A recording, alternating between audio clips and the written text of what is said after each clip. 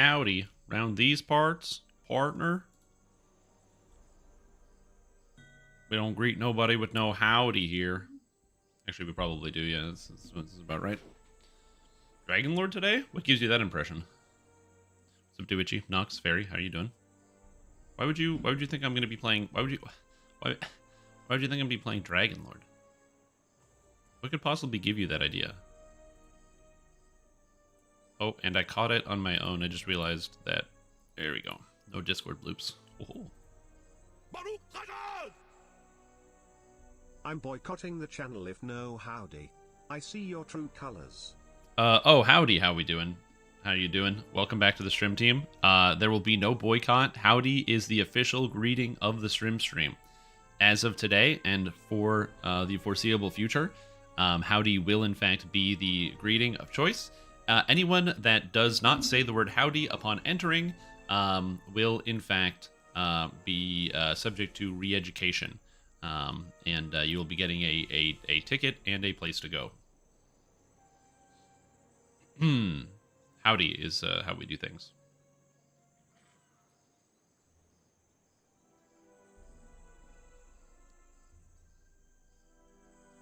Hello. What's going on? You guys want to see something cool? So this is my Dragonlord. Ignore the tree. Ignore this. Ignore the tree, okay? Check this out. Ooh. Ooh, look at the big sword. Ooh. Ooh. Big sword. So today's good. We're going to be doing some stuff. Big sword, talking about things. Hopefully it'll be a good day. Big sword. Post in your Discord if it's not. Oh yeah. Oh yeah. Yeah. I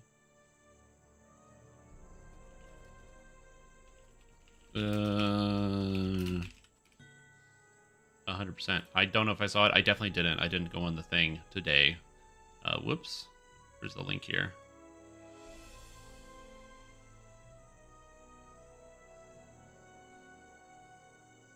Sweet. Alright,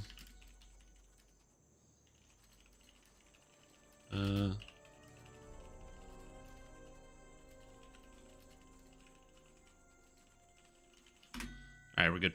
Sorry, I got a message that I needed to respond to in short order. You ever have that happen where sometimes somebody messages you and you're like, oh, I gotta get back to it and it's important? That happens to me sometimes. Anyway, hello everybody. Welcome back to Stream Stream. I'm your host, Stream Tom. Today, we're talking about and looking at Dragonlord. Now, I posted a video about archery last week. This week, we're going to be talking about Dragonlord specifically. A lot of people post a lot of different builds and things regarding the Dragonlord because the character is pretty strong, pretty interesting. You'll notice the defensive stats are not pretty stand out. There's two reasons for that. One, I'm actually not wearing armor right now. I'm wearing cloth because I don't have adamantine body yet, which will be something that will be changing in the future, just because I couldn't fit in the feats. And two, this character is also not going to be using Stalwart Defender. Stalwart Defender is a fantastic defensive tool. Very powerful. And anybody starting out on Dragonlord is likely going to be using Stalwart Defender because medium or heavy armor plus Stalwart Defender gives you a ton of leverage during the leveling process. Additionally, Stalwart Defender cannot be used while raged, and so can nothing else in Dragonlord, so you don't have to worry about it. So I'll be putting together like a free-to-play Dragonlord build for like beginners, and it will be using Stalwart, but my character is not going to for two reasons. One, I don't get the armor till later, but two, I just want to spend more points on damage. You get a lot of defense from stuff like Ravager, giving you additional hit points and positive healing amplification, which is quite nice. And the Warforged tree, granting a lot of extra offensive stats as well, getting positive energy healing, which is pretty nice. So you get the Healer's Friend, Strike Through, Tactics DCs, and of course melee power. And picking up extra melee power here is substantial because with the melee power here, soon to be melee power here, getting melee power here. My character's going to end up with a lot of melee power in heroics. I mean, given the fact that we're already at 31 and I'm a heroic character, it's pretty substantial. It's pretty standout, which I'm excited about, and that number is only going to be going up. So yeah, it's going to be a good time. Swords, they might be daggers. Yo, what's up, Kevin Head? How you doing? Thank you. It's going to be a good time. Oh, I'm a rogue. Yeah, that makes sense. Also, emergencies only. Welcome back to the stream team. I hope you're doing well. Welcome back. Saw your video on your, or at least I saw, not your video. I saw the solo welcome to Sharn very impressive. The R10 solo Welcome to Sharn. It's very fun to watch. R10 Welcome to Sharn can actually have issues. One of the areas that can get you the most is there's the room where it's like, or at least for me personally, is like the teddy bear room because of the spreading out of the different monsters. Although you can kite them through the little maze, it's not as big of a deal, but the spiders will get you. But I still remember doing that quest, and this was before it was fixed, where we actually had a dev in stream live fixing the bug because it was so catastrophic, where we basically froze the whole server by accident, and so we diagnosed it. Which is why there's now a, they updated the quest to say you have to kill all of the monsters in the toy room or whatever it is, the bear room or something, or teddy bear room or whatever it is. Because if you don't, it causes problems for the quest, and we left one monster, and that monster can't path upstairs. And so instead of making it so that you have to kill all of the monsters, or like they fix the path thing, they're like, no, you just have to kill all the monsters in that one room, which is kind of funny. But yeah. Yeah, you were there. You 100%, you were there. You were in group. Except you crashed out and couldn't get back in. And it was me and one other person who... Because everyone else alt F4'd. And yes, you were there. And you would alt F4'd. And everyone else is gone except me and... who was the other person that was with me? There was somebody else who was there in the room with me. They were like level 28. They like weren't even level 30. Because we were just doing it quickly, and then the whole thing crashed out. We spent over an hour and a half in that dungeon. That was madness. Absolute madness. So yeah, there's some crazy stuff. But we helped diagnose it, and the next patch, they fixed it. So yes, I am a hero, a legend, really. And, you know, I will take any praise you've got. Mind if I join? Yeah, you can join. Anyone's allowed to join me. Yeah, it's okay. I'm also behind, so if it makes you feel any better, I'm not doing 10s, I'm doing 8s. Why would I say 10s? Oh, I'm a rogue. Also, the Hoinkta, welcome back to the stream team. Hope you're doing fantastic. Glad to have you here. I say welcome back to as if you're like, you were already here, but welcome to the stream team. I hope you're having a good day. Welcome everybody. So today, yeah, we're going to be talking about Dragonlord. It'll be a good time. I'm excited to play more of this character because Archer was really fun, and Dragonlord's also going to be, well, comparatively very fun. And then I can also put something out for it. So far, what I've noticed about Dragonlord is that strike through feels really, really good and better than in a lot of cases. The thing about strike through is that it is always pretty good, but you can get like cleave attacks to go with your strike through that kind of ignore most of what you get out of strike through. As an example, if you play Paladin, Exalted Smite is a full frontal cleave. So you can stack strike through on a Paladin, but Exalted Smite's a frontal cleave. Also, the tier 5, I can't remember what it's called, Divine Retribution, that instantly kills, well, that's a frontal cleave. And all your epic abilities are all frontal cleaves. So there's no real reason to stack up that much strike through on, like, a Paladin. And then you move forward into other characters. I guess Barbarian, you get some more, but I've always just found that stacking strike through has never really felt that good. I found that stacking strike through is just like, fine. But on this character, because I'm using the baseline combat style abilities, Trip, Sunder, and the like, it actually feels really, really good because strike through allows you to just hit multiple targets at the same time with these knockdown abilities, with these Sunders, and it just feels very satisfying overall. So as I said, as somebody who is, I wouldn't call myself a hater, but I'm definitely not much of a strike through user in terms of like maxing it out. Taking the feats, obviously, hitting multiple targets, obviously, but just like not maxing it. I'm enjoying it, and I'm understanding why you would do that. It feels quite good. Has claimed a small corner of the wasteland. Except when that guy goes behind me. But yeah. And then other than that, I mean, I have the Sword of Shadow, so there's not going to be a terribly high amount of challenge I'm going to be experiencing as time goes forward. There's also this ability, Reckless Devotion, that they added into the game, which I actually think is quite good. I think it's a very powerful ability. I saw some people upset about Reckless Devotion in that it doesn't seem very powerful. The thing is, the passive, +1 if you die 5 melee range power, critical confirmation, and bonus to auras, all of that's insane. So Reckless Devotion doesn't have to be good. But I like Reckless Devotion because you can use it in downtime, of which there's usually a lot of, and +6 to crit and confirm is pretty good since critical damage is the highest scaling quantity of damage in the game. So I don't really have an issue with the ability overall. The main problem I run into is that you can't use it while moving. If you could use it while moving, it would be fine. These hope support you. They're good to vibe and listen to at work. Godspeed, good sir. Thank you. I'm excited. I have more video I want to put out. I also, yeah, I have a couple things I want to get done. I'm gonna be streaming this weekend actually, because I didn't stream earlier in the week. I had a couple other things to take care of the past couple of days, so I apologize for that. So I'll be streaming on the weekend to kind of fill in some of that time. Additionally, I'm going to be going to PAX next week, which is exciting. So I'll be able to meet some of you people, find people there at the actual PAX event grounds and around the area. There's going to be a big meetup that SSG is doing. I'm going to be there, so if you want to meet Shrimp Tom, you should go to the big meet and greet, which should be a good time. But most importantly, and more importantly than all of those things, is that before then, I want to be able to get the Dragonlord out, so I'm going to have the Dragonlord build guide for you fine people. Additionally, I wanted to put out a piece, because I've seen a lot of people get confused about a couple more basic things, and so I think I want to expand out a little bit of the beginner basics in terms of just doing a couple more broad things. And one of those things is going to talk about skills, because I think a lot of people get confused about skills, what skills are good, what skills are bad, and what they're used for. And I think that will help out a lot of people more so than otherwise, because I think that going into an individual character class is fine, but I've seen numerous posts from people, both on the DDO forums and also on the subreddit and in other places, talking about how they struggle to, like, understand how to, like, find doors and quests, or like they don't understand what they're supposed to use the diplomacy skill for, and I feel like having something like that might be a little helpful, so I want to put something like that out over the next couple of days. Also, Kaiju Care, thank you so much for the resub. Hope you're doing well. Welcome back to the stream team. Hope you're doing very, very good. But yeah, anyway, that's pretty much all I got. You know, I'm just hanging out. Oh, yeah, right. You sunder the tripped guys. I like how your hands glow when you use your tactical feats. It's very cool. I will say, when you get your tactical DCs low enough, there is some element of my brain that's like, oh, well, I don't even use them as often as I probably should. Also, when you instantly kill stuff with Trip, it changes things a little bit. The old instant kill with Trip. Yeah, or you just straight up miss with some of your attacks. Overall, huge fan of Dragonlord. Can recommend again and again. It just fits like the character that I want to play. I don't know how else to describe it. Like, I really want to play a character that of this style, which is all tactics DCs. I always wanted to do that, and so it really fits in with what I wanted. Anyways, hope everybody's doing good. Unrelated news that some of you might care about.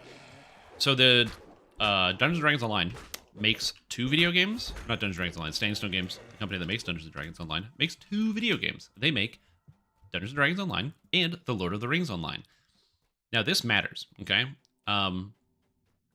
Because one of these 2 games is more profitable and bigger than the other. I'm not going to tell you which one it is, even though I could, as long as you know that it's The Lord of the Rings Online.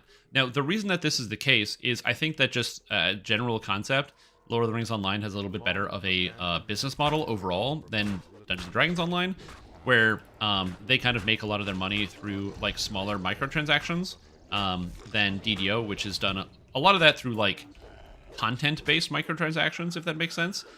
Where like in Lord of the Rings, there's more free content for you to play if you get started, whereas the things that you're buying are like the cosmetics or other small convenience features, versus DDO, which locks a lot of their content away behind the microtransactions. You have to pay money to play like a shifter, for instance, right?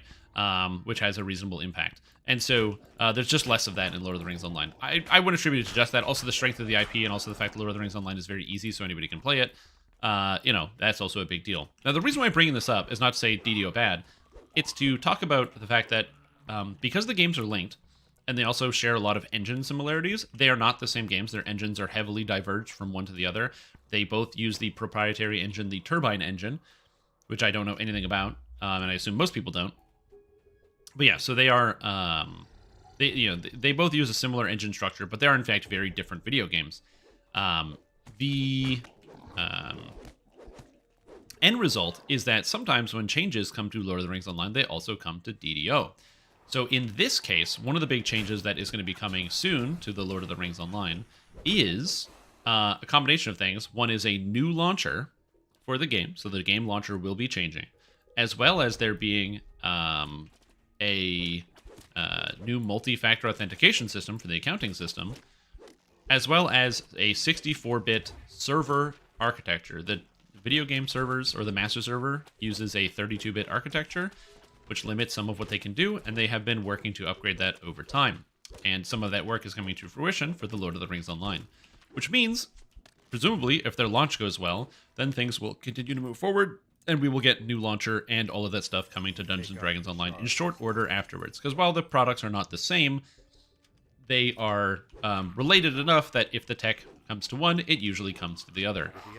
One of the biggest examples I can think of is that in Lord of the Rings Online, they did a restructuring of how some of the visuals work for shadows. Like how shadows are like displayed on like the ground and stuff, and shadows on objects. And in Lord of the Rings Online, it had like a little bit of a difference. It was kind of noticeable. They took that same tech and shoved it into DDO, and it made most of the wall textures, especially in the game, like look 100 times better. Like look at the shadows on this. It actually looks like 100 times better than it used to be. This used to look so flat, but you see like the darkened edges, and they didn't change the texture, just how the light plays on the texture. And so, not that that's like really important, but that's just a signification that sometimes changes will come to the game from one game to the other. And that's something that some of you might not have heard of. It was discussed on Court of the Rings, which is the Lord of the Rings Online show that is run by Cordovan, community manager of both Dungeons & Dragons Online and Lord of the Rings Online. And he talked about how that is going to be coming to the game relatively soon. Finish launch, we can mostly expect some downtime. Oh, yeah, 100%. But again, that's going to be launching in their game. So we'll see how it goes. So, the best part is, even though if most of you don't play the video game Lord of the Rings Online, I do. And so I can give you the 411 on the situation of what's going on, specifically with like, you know, how the change is going, how much downtime they have, and other stuff. Also, we'll have fewer issues with the DDO side than them because they do it first. In a lot of cases, it's one of the nice things is that when the feature comes through, it's a lot smoother. What's my spicy DDO take? My spicy DDO take. Spicy DDO take. The problem is there's a lot of cold takes out there. Stuff like, you know, game is expensive. People, which is a pretty cold take. You know, people want to be able to open all the difficulties. It's a pretty cold take. What's my hot take in DDO? My hot take in DDO. Heat from your body flows into the stone. I would say Gathers in the still air. Yeah, like there's a lot of things I don't like. I'm trying to think of like what would actually be confrontational. Yeah, give me a second to think on that. Give me a second to think on that, but I will have an answer for you. I do have a fair number of like actual personal hot takes of things that I think, you know, could definitely be adjusted or changed, or things that people might, the general public of the game might not agree with. Well, we'll see. What's up? What's with the early stream today? Not much. Oh, also, what's up with the early stream? Early end. That's why. Early end. That's the reason. I'm planning on Fury of the Wild or Divine Crusader for Epic. That you could have gotten both improved Kick and Sunder, which we've gotten you for free. So the problem, woohoo, that your idea is good. You can get improved Trip and Sunder for free. Now there is a flaw with your idea, and I want to give you a chance to guess at what that flaw is. But you're right. I could do that, but there is one flaw with that idea. Reaper should not give any extra XP above Elite. Reaper XP should be your reward. So, yeah, I think that Reaper XP should not give more XP, for sure. I mean, my hot take, here's a hot take. I think that Reaper mode literally should not be rewarding. That's definitely a hot take. I don't think it should be rewarding as in, like, you get a functional reward for playing Reaper mode, because it skews everyone to playing a harder difficulty as opposed to playing the harder difficulty for fun. Like, not that you can't have, like, a cosmetic reward, but a functional reward, like, I play Reaper mode, so I have more hit points, it just seems confusing to me. I don't like it. I think it's bad. I think it's a bad design. Speaking of design, geez Louise, man, that is a hot take. 50 gifted subs? That's like 10 times 5. That's crazy. Thank you. I really appreciate that. That is a gigantic number. And yes, the reason why I don't want to take it out of Epics is I have to wait till 26 to start playing my character the way I want to play it, and I don't want to wait till 26, so I'm not gonna. Although I will be spending 21 points in Divine Crusader. At that point, I can just change his feet out for something else if I want. But welcome to the stream team: Chief Visigoth, Glargfest, Tumblr, Deadly Skills, Fury, Wolf D, Tubsy Muffins, Crappuccino, great name, Hedrak, Plasma Breath, Max Wilson, Silma, Demon Mage, Delorphin, Zidane, Graja, Yume Kai, Snubber the Great, HDM, Ledith, Storyteller 78, Amargardo. Oh my god, that's so many. That's crazy. Derperson Sound, Blue Ball, Saintara, Lardo Summoner, Fearless Fungi, Jello, Marosub, Rocksteady, Puddle Fart. I don't get it. Rivard, it's probably a reference to a video game I've never played or a movie I've never seen. Micah, Ken Slary, D Jeff, King Israel, Meath Rocks, Kryptonita Ben. I can't read. Dredelia Guacamole, Fatazi, Dresden Black, Quentin Lindsay, Terran Ginsrad, Matt Surkey, Tekiwi, Kit, One Bowl of Soup, Sargy Snipes, and Frydan. Thank you so much, Fairy. That is a gigantic show of support. I hope you're doing very well. I know you're doing pretty good because you're right here. But thank you so much for supporting the channel. I hope your day is good, and I'm excited to hopefully continue to bring you good and exciting content from now until the end of times. I shall attend to it in a trice. What that's like the start for a horror movie, I guess, is like where somebody's like, I want to bring you content from now until the end of your life. I'm a rogue. And then like the person just stares in the camera, and then they're like, see you soon, and then camera goes black, and you're like, uh-oh, as someone's coming to find your house. I'm a Warforged. That's fine. So yeah, so that is something that I don't like. So that's one DDO hot take for sure, is that Reaper mode should not have functional rewards in it. I don't think it should have functional rewards. I think it should just be cosmetic rewards. Personal opinion. So I think that is one idea there as part of it. And the Unique and Pure, Warforged was my first choice. Yep. You haven't seen Dragonlord? It's like the most popular class right now. Everybody's playing Dragonlord. I'm just going... My first Dragonlord is just going to be pure Dragonlord. I just have to get a sense and feel for it. Also, I want to feel how good or bad Sunder Soul is. Because Sunder Soul takes a long time to be able to activate. And I want to know specifically if it takes too long to be usable. Because you have to Sunder something and then you have to use Sunder Soul. I found a surprising number of people that thought that Sunder Soul wasn't working because they would click Sunder Soul and it didn't kill people. Because they didn't use Sunder ahead of time. And so I've had multiple people comment on my YouTube video about Dragonlord being like, I don't understand, it doesn't work. And I'm like, no, but yeah. So yeah, it is something that I want to test out. I need to get a feel for. We're gonna be doing the investigation.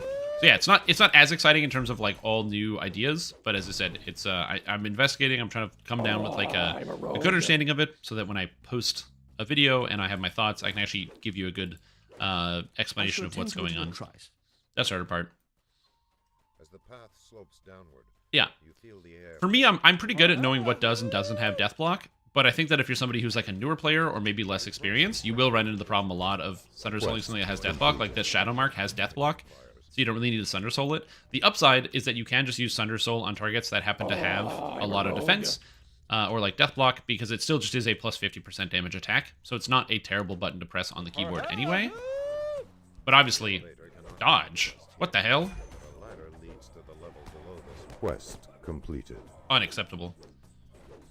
Which champions don't? Lots of champions don't. So it's easier to say the ones that do. So Flame of Fernia do. Flame of Fernia, whatever. Fire champion does. Hero Soul does. Why can't I remember the names of the champions right now?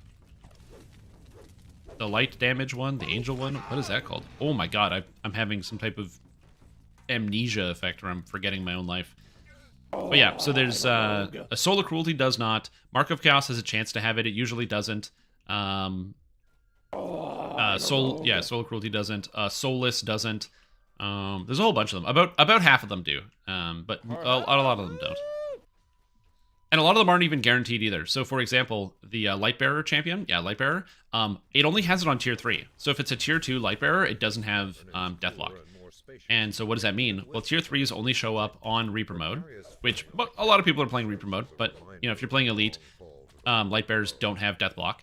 However, orange named light bearers will always have death block because orange names become tier 3 champs, so they get their extra effects. But if you're in epics, all orange names have death block anyway, so you don't have to worry about it. You'll double down there. Ow! I burned myself. Breath DC for the roar. That sounds kind of cool. Yeah, I would have gone Dragonborn Dragonlord, except for the fact that, like, I don't know, I wanted to play Warforged. Like, again, as a kid, I always wanted to play this, like, Tactics Lord, where you use all the tactics abilities, Trip and Sunder, and you just, like, chain Trip and chain Sunder people. I always thought that was a cool idea. And so now I'm actually able to do it. I'm able to live out my, like, the dreams that I had when I was 15 playing this game the first time. Wait, how old was I when I played this game the first time? 13? 13. Oh, geez Louise, man. I don't know what I'm going to do for when it comes to the 20-year anniversary of me playing this godforsaken video game. New Warbond came out today? Ooh, exciting. Well, and that's the other thing, too. That's one of the reasons why, like, if somebody goes, oh, well, why are you playing Warforged? It's really cool. I'm a big robot with a giant sword. And, again, I think of Dragonlord not as, like, a reference to dragons. I think of Dragonlord as, like, a title.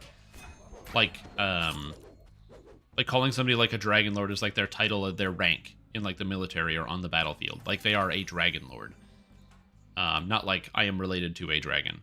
And so, like, just a Warforged Dragonlord, a big, beefy metal monster stomping down the battlefield? Come on, man. Come on, man. Man, come on. Spies. Is there anything cool in the new Warbond? I still don't have the +1 Scorcher. We'll get there.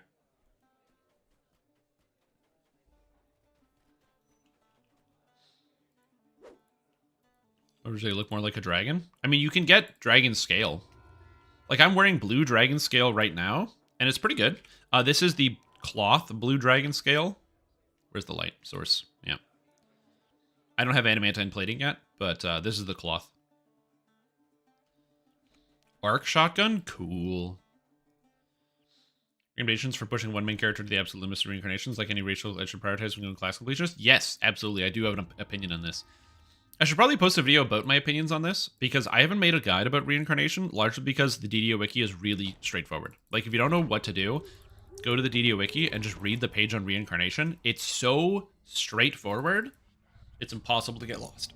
You just have to go line by line and don't skip any of the lines, and you'll understand it. But that doesn't talk about priority. In my opinion, I think that the best way to go about playing the game is to do class completionist as your first set of completionist. And the reason why is that to get class completionist, you have to play each character class one time. And in the process of playing each character class one time, you get to learn about what each individual character... whoops. Where's the quest? Spy's in the house. You get to learn about what each individual character class actually does. So later on, when you want to do your racial completionist, you want to make new characters, you've had a chance to experience every class in the game, and you know what it is you like and you don't like. So you can easily go, oh yeah, I really enjoyed playing, fighter. I want to play fighter again. I didn't really enjoy rogue. And you kind of learn that. Additionally, the class past lives are much higher yield than the racial past lives. Because racial past lives, the first one gives you a skill point, which is, in most cases, not very good. The second one gives you an ability score point, which is okay, but in a lot of cases is also not very good. For example, 1 strength gives me nothing. I go from 44 to 45. That's not helpful right now. It's half of a modifier, which is like half of 1 point, which is, again, not that good. It's good if you have all of them, don't get me wrong, but having 1 point, you've gotten 2 past lives and you've still gotten kind of close to nothing. And then you get the 3rd point, which gives you a racial point, which is cool. Except the racial points are only good dependent on your race. If you're playing like a halfling and you want to play a wizard, there's nothing in halfling that affects wizards. Literally at all. So your racial points don't really help you anymore. And so that's kind of where it comes down to it for me, is that the racial points are very powerful, and racial completionist is more powerful than heroic completionist. However, to get heroic completionist, you need 1 reincarnation on each of the heroic classes, which is 15. There's 15 different classes. What a crazy number. And by doing so, you get a bunch of really useful stats. Plus to hit, plus to damage, plus to spell DCs, mana, spell penetration, health, healing amplification. Just general stats that are useful for pretty much every character. And then you get access to completionist, which gives you +2 to all skills and +2 to all stats, which is a gigantic boost in stats. And then, after that, is the racial completionist, where you don't really ever need to go for triple heroic, like the class. You don't ever need to go for this, because, like, you don't need 3 druid past lives. Druid gives you +2 to ability scores of hirelings and minions, which is, like, it's fine, but do you really want that? I don't know. Bard gives you saves versus enchantments. Do you need that? It's fine. So not all of them are perfect, but the completionist feat is insane, and is very, very handy to have, along with all of these other things. So my recommendation is heroic completionist first, and try out each of the classes 1 time, so you get a feel for them, for sure. And then do racial completionist. Then there's the other 2 past lives, which is the epic and iconic. Generally, I would recommend, at the very least, for the heroic completionist, also try out the iconic characters to see if you like them. There's nothing wrong with that. That's, for example, this character. I did 1 run of each of the iconic characters back to back, just as they were. And I got a bunch of iconic past lives at the same time, because you get iconic and class at the same time when you do the iconic. And then for the epic, you should always plan to do an epic past life every time you reincarnate, because epic past lives are the best. They just require you to go from 20 to 30. So yeah. Also, hi love. Welcome back to the stream team. Appreciate the support. Hope you have a fantastic day. Glad to have you here. Thank you so much, dude. Appreciate it. So wait. Everyone, you could probably be related to dragons by part of the prophecy. True. I agree. I also wish that the Sunder animation was shorter. I totally agree with that. Sunder animation should definitely be shorter. I think it is definitely a little too long. No, the metal portcullis sliding open in the distance. Do you think Acolyted Skin aged well compared to Stormsinger and Sacred Fist? Yeah, Acolyted Skin's fine. Acolyted Skin is basically like multi-class heaven and has a lot of really cool builds. A pure Acolyted skin is not as good as a pure Warlock, which is still not very good, but it's very cool. I don't see an issue with that at all. Also, what's up, Effa? I'm gaming. I'm video gaming today. Oh, what's up, Paladin Savern? Welcome. Hope you're doing well.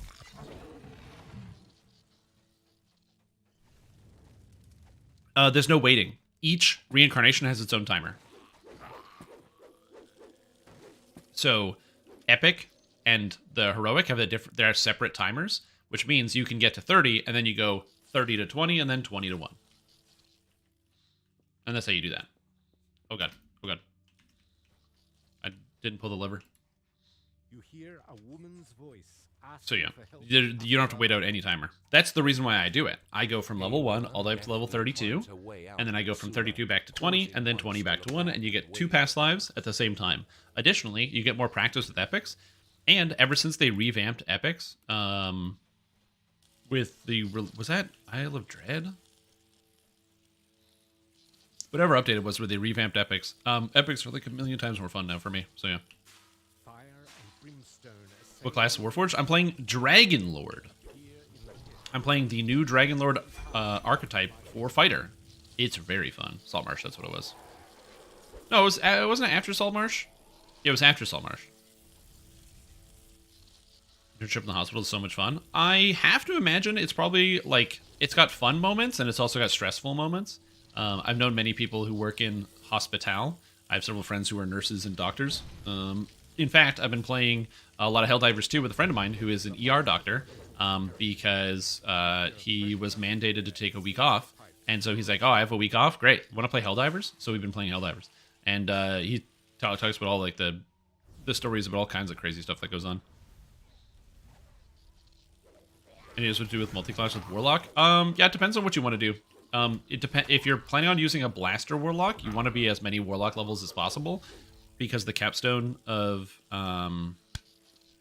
Tainted Scholar is too good. If you want to be a tank Warlock, you either want to multi-class with Fighter or Paladin, and then use mostly Enlightened Spirit. And if you want to be like either some type of melee Warlock, you don't necessarily need the capstone of Enlightened Spirit, so you can kind of multi-class a little bit away from that as well. Depends on what it is you want to do. Yeah, I like the racials because I just do a different build every single time. Ravager is not healing at all. No, I'm not planning on using the Ravager tree. So I haven't checked that. I have no idea. Is your friend a PS5 player? No, he's a PC player. He plays on the computer. So what did you say? You said new warband archetype enhancement that reduces enemy spawns. Wait. You can get a perk that makes it so enemies spawn less. That's counterintuitive. It's how can you have hell divers if there aren't as many monsters for you to dive into hell with? That's crazy.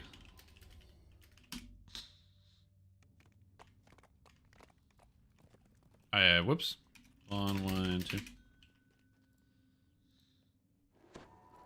Dead. Look him up.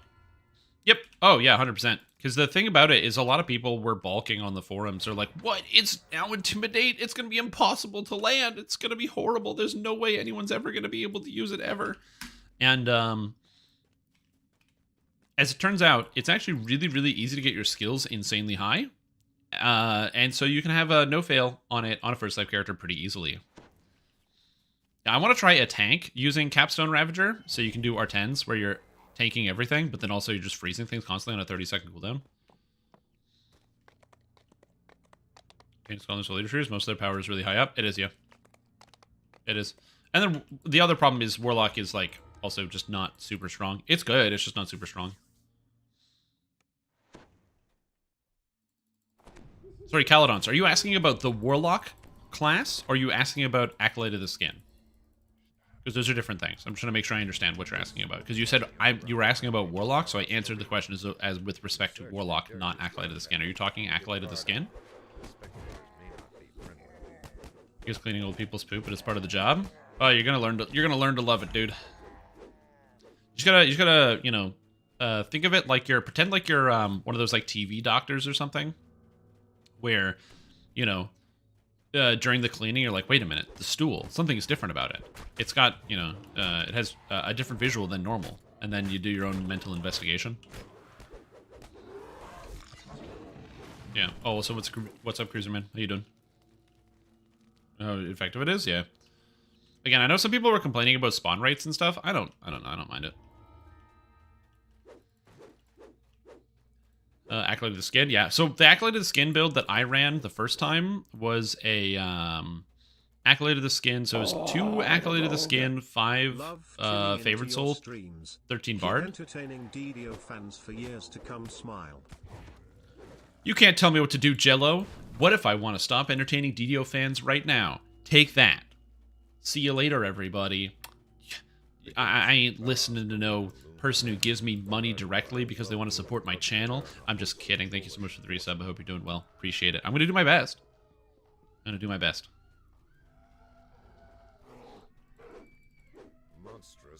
So yeah.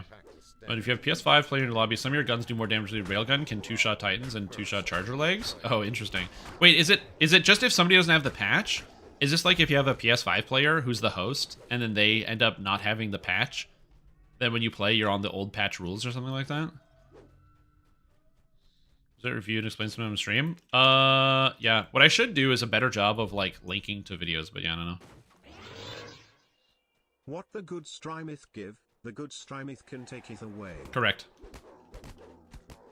That reminds me of, there's a very old, very, very old Will It Blend video from Blend Tech Blenders. It's one of the few YouTube series or like things that I'll watch that's basically just a commercial, but it's entertaining, so it doesn't matter, where the guy's on there, and he's like, yeah, it's like Christmas time.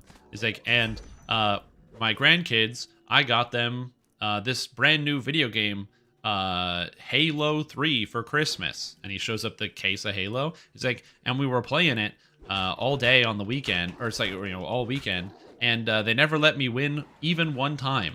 And so Poppy giveth, Poppy taketh away. Will it blend? And he takes the disc out and he puts it in the blender and starts blending the Halo disc. It's just funny to me.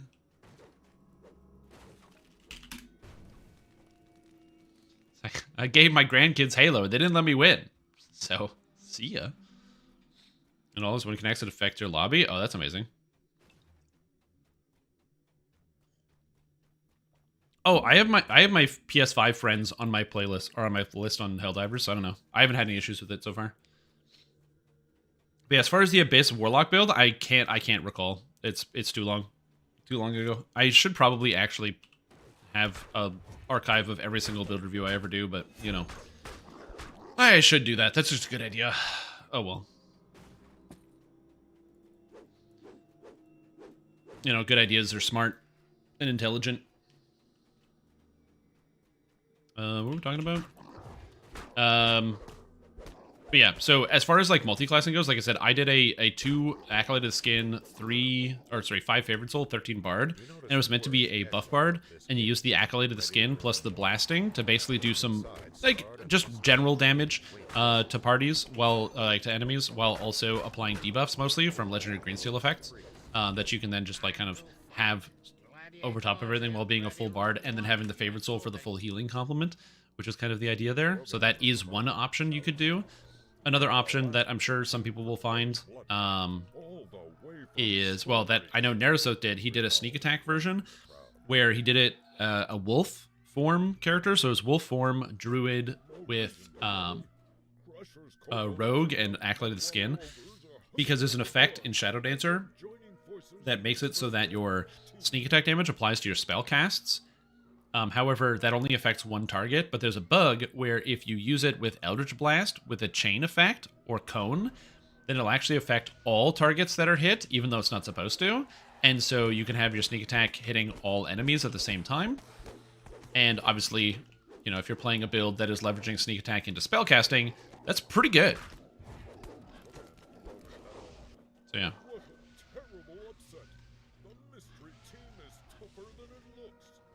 Interesting. I love how people figure this stuff out.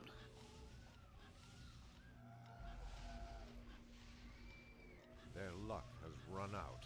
The horns of fury. But yeah. No, I've been enjoying Helldivers. It's still a lot of fun. I've been trying out a lot of different guns. I've been enjoying the rail cannon. It's been fun. Not just like the rail cannon sentry, but just the straight up rail cannon has been fun. That's a short range.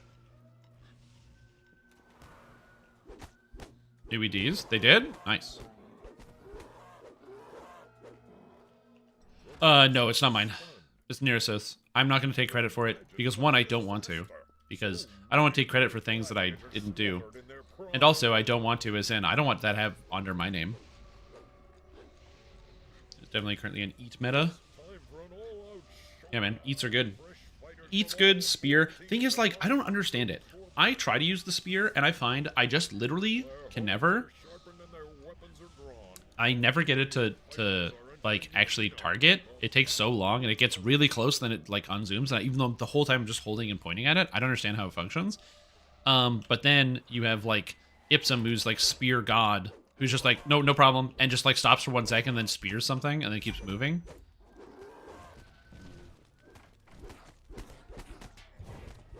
I don't know how he does it. Bad Neresoth and his bad Blizzard takes and not Streamer Man? Yeah, maybe. Buff is god-awful. So again, the thing is, this buff is actually, it's a reasonable buff. Like, Reckless Devotion, if you can use it, is actually pretty good. But you can't use it while moving, and it has a slow cast time, and it has a short range. It's all bad, all the time.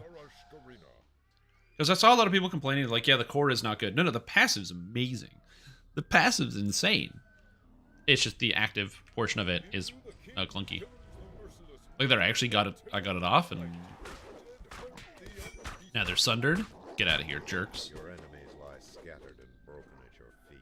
This is in PvP. Is that how he does it? Yeah. Mighty axe. True.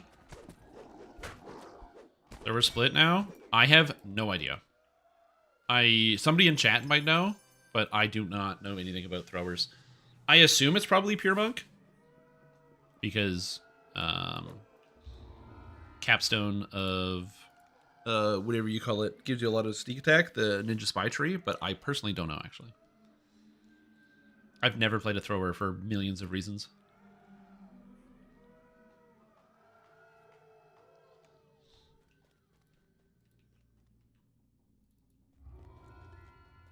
New Cruel Cut? Not yet. It's on the list. I'm going to be picking up Cruel Cut soon. I assume that this is pretty good because of the extra con damage and the short cooldown. You can kind of spam it. So I want to use it. I just don't have it yet.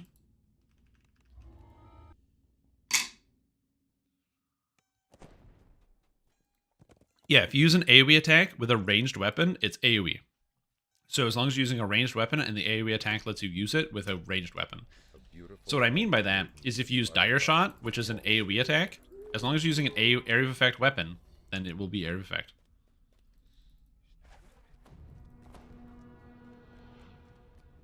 Cruel Cut not that good. We'll see. A beholder roars, hungry for slaughter and ready. Why am I not roaring at this? There we go. Because the reason why I'm thinking about it is you get the upgrade for Festering Wound, which deals poison damage over time, which is just free. And it reduces positive healing, which can be useful in certain circumstances on enemies, especially in like R10s and stuff where enemies are healing for like lower strength characters. And then you've got Dismember, which again just does extra damage and slows targets to keep them on top of you. And that's on a 6-second cooldown, so you can kind of just spam it. So if you have Cruel Cut pretty early, it's not that it's going to be like a standout skill that's doing better than anything else, but it provides enough utility that there's a use case for it. Right? Like, again, if you have Strike Through and you Cruel Cut, you slow everything around you, and slows are pretty useful. Is it work on Loth Acolytes? Yes, but they heal for 10,000. Or like full, or I think it's like a percentage of their health. It might prevent them from healing to full. I'm honestly not sure about that one. I'd have to test it. Because you don't have a lot of things that reduce incoming healing. It's not usually a mechanic that matters that much. It's actually really funny. Incoming healing reduction is very, very infrequently used in this game, but also in the video game The Lord of the Rings Online. Similar, you have like spells and stuff that reduce the incoming healing of monsters, but again, it's very seldomly used, which is funny because the most recent raid that they just added into the game, dude, incoming healing reduction is so good because there's so many healing monsters in that raid. Because you have to, all of the enemies that you fight, the bosses, are based off of the character classes. And so you'll have like the healers like constantly whipping out heals and stuff, and also the monsters interrupt you. Dude, it's so frustrating. Pets won't be causing you any more trouble. So frustrating. The number of times where I start casting a spell, I was casting a spell on my Ironkeeper, and then a monster just beelines it to me and goes, and I get clobbered by a champion. And I'm like, what the hell, man? Yeah. Damage timing, the worst ads. Just trying to answer my question. Ghost ads. Yeah, you just have to just be like ads over.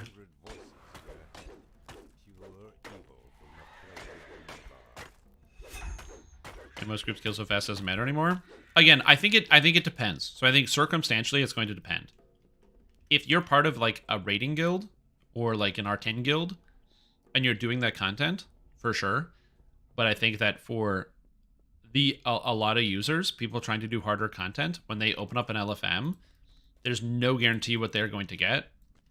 But I do think that you're right, especially if you're doing like, if you're doing an endgame like an R10 and then they're like 2 people join that are like very skilled and know what they're doing and have all the gear and, you know, have, 150 Reaper points, then yeah, that'll obviously be a different experience. But like I said, there is a place for it. That's why I kind of like the alternate formats of DDO, like Hardcore League, where because Hardcore League has an alternate format to it,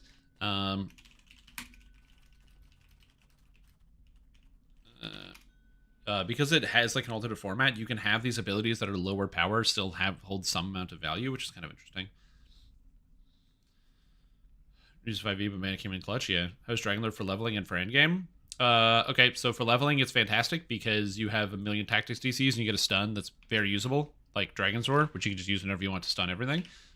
And then for endgame, it does a good amount of damage, and it has a lot of crowd control. So again, it has a lot of utility. It does not do as much damage as some other existing melee characters that are out there, and you can out-damage it. But if you prefer the utility, then you can use Dragonlord over top of that. And Dragonlord just doesn't have the same raid utility because you don't need that much crowd control in raids. Oh, I had the Minas Blossom too. I didn't realize I had that one as well. Oopsie. How do I feel? Pretty good overall. I feel great. It's a beautiful sunny day outside. Build unit in Dragonlord. I'm 20 Dragonlord. That's the goal here. Assassin Imbue is crazy. Oh, I didn't even think about that. That's true. You could strip poison immunity and use the Assassin Imbue. That's an idea I've never thought of. Okay, eights. Other eights to do. What are other eights? Give me a second here. Brain is thinking. I don't want to do any of this. I don't want to do any of this. I don't want to do that. Let's do Haunted Library. YOLO. I never do the Haunted Library, so let's do it. I just want to do it for some reason. But yeah, this is pure Dragonlord. I want to be able to test out this ability, Sunder Soul. So what this does is you hit enemies in front of you, and if any of them are sundered by either the Sunder or Improved Sunder effect, they die instantaneously. That sounds pretty good. The problem is, Sunder does this. So you have to do that first, and then you can Sunder Soul. So how often are you going to be able to use Sunder Soul to actually get kills? I don't know. So I want to investigate that. Yo, good morning, Wrath. How are you doing? How's it hanging today? That's the Grave Robber. That's the wrong quest. I have no idea what's going on. And no, it's not Titan Thursday. Go away. But yeah, so there's a lot of flexibility. I know that obviously pure Dragonlord is not the most exciting or interesting thing, but I want to be able to at least investigate and play around with a capstone in a real-world environment. And so that's why I needed to be able to, like, actually see how it goes. Is the capstone better than the Ranger capstones? Yes and no. Depends. Also, Botvinnik, welcome back to the stream team. Appreciate it. We're having a fantastic day. Glad to have you here. A musty odor fills the air, and dust covers everything. Appreciate the support for 9 months. The hallway appears empty. Your faster and smoother Sunder animation. Yeah, but, like, the thing about Dragonlord is you can use the lightning sword from the new raid, Friars of Morgrave, and then because you have the lightning sword, you can bypass the immunity to lightning damage, which I think I might do. So we'll see. Did you think about your next build? The next build? Have you done a Dragonlord yet?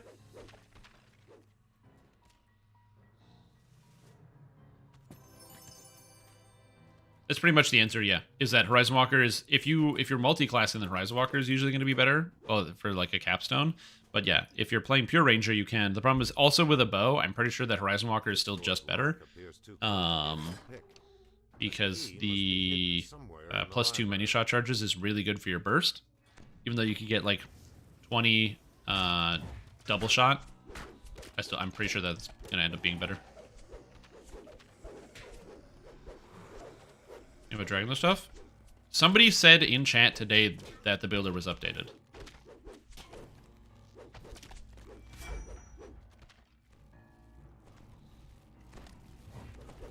It's not the best when you don't need DR bypass and use Fear Reader Augment, for example. Yep.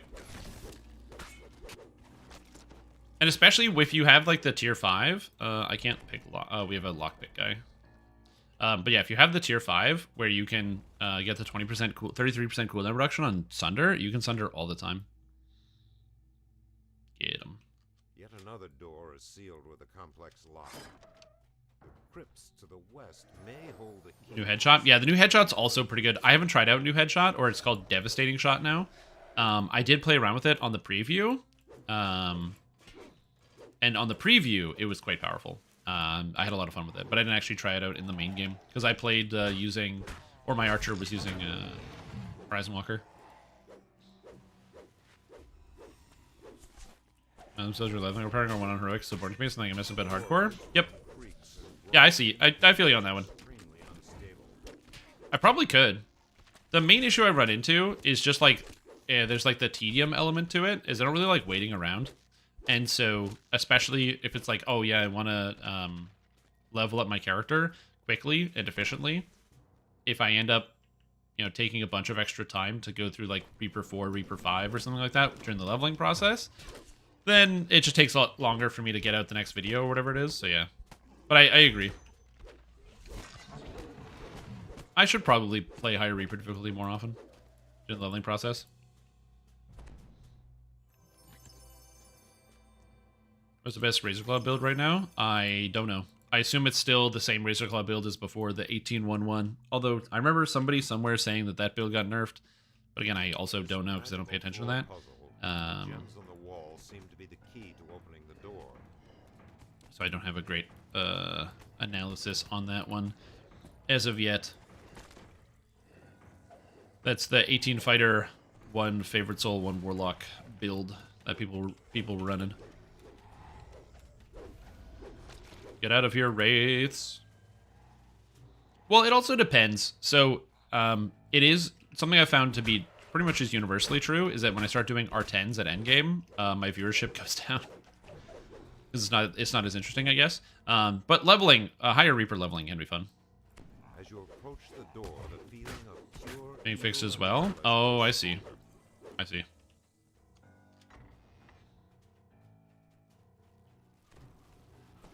Yo, what's up, Brits? How you doing?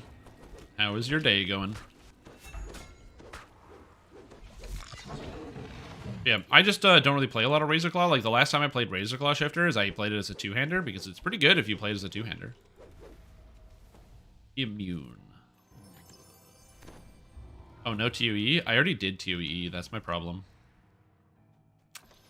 I did Temple of Elemental Evil. So I don't really want to do anything else. I think it's time to level up. It's time to level up.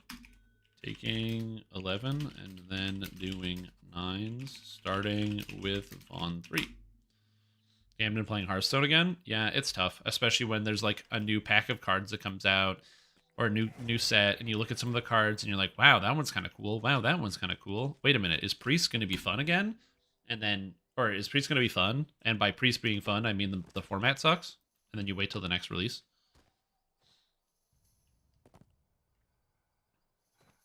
As Ravager 200 was so good. Yeah, I like Razor Claw. It's very powerful. As it turns out, having Magic Fang on a Barbarian is really good.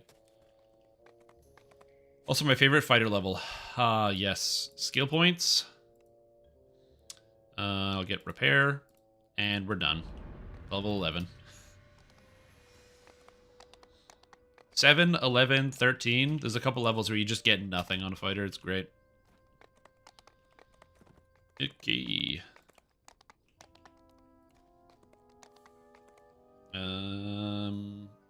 Jungle. Actually, can I just type in Vault of Night? Yeah, I think so. Let's get here. 9, so people know what we're doing. And I have this in my inventory, the Bloodstone. Bloodstone. It's pretty sweet.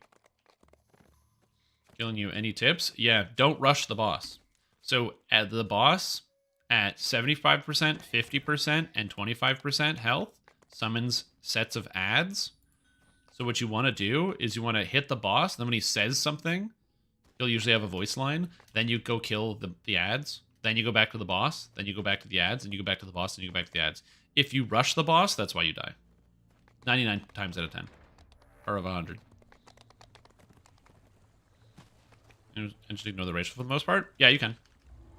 But again, the reason why Magic Fang is good is because Magic Fang gives you a plus to hit and damage, but it has no cap on it. It's just for every 5 levels. And at level cap, you're counted as level 38, which is plus 8, because it's... Or no, plus 8? Yeah, plus 8 to hit and damage, which is really good. Plus 8 and damage is absolutely massive. Polish war drums begin to beat a steady rhythm. Oh god. You have been spotted by a lookout.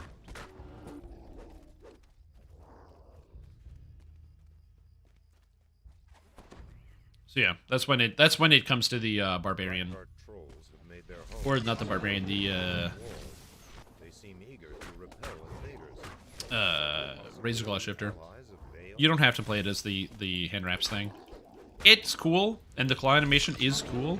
But I will say this, especially right when you get it, it doesn't feel as good because you don't have that like that oomph that you get from using a two-hander, where sometimes you just one-shot something.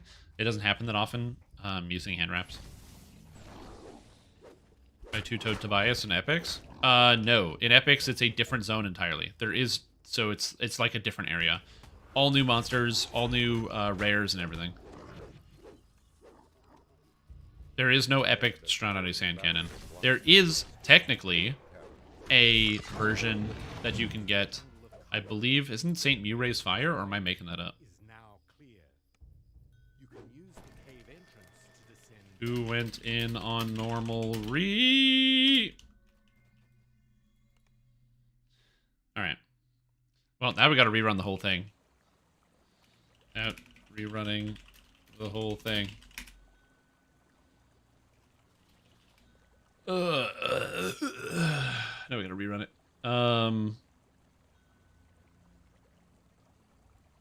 Yeah. Saint Murray's Fire, DDO. Nope, nothing comes up. Precious cargo. There's a item in here. We'll figure it out.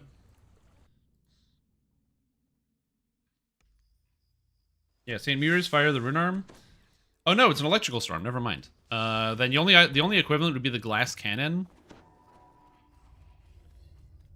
So there's Old Ironsides, which is a rune arm that has a similar function. So Old Ironsides does the same thing, and it comes from Isle of Dread, level 7 and 31, I think. And then there's also the glass cannon, which comes from the pirate event, which is level 24.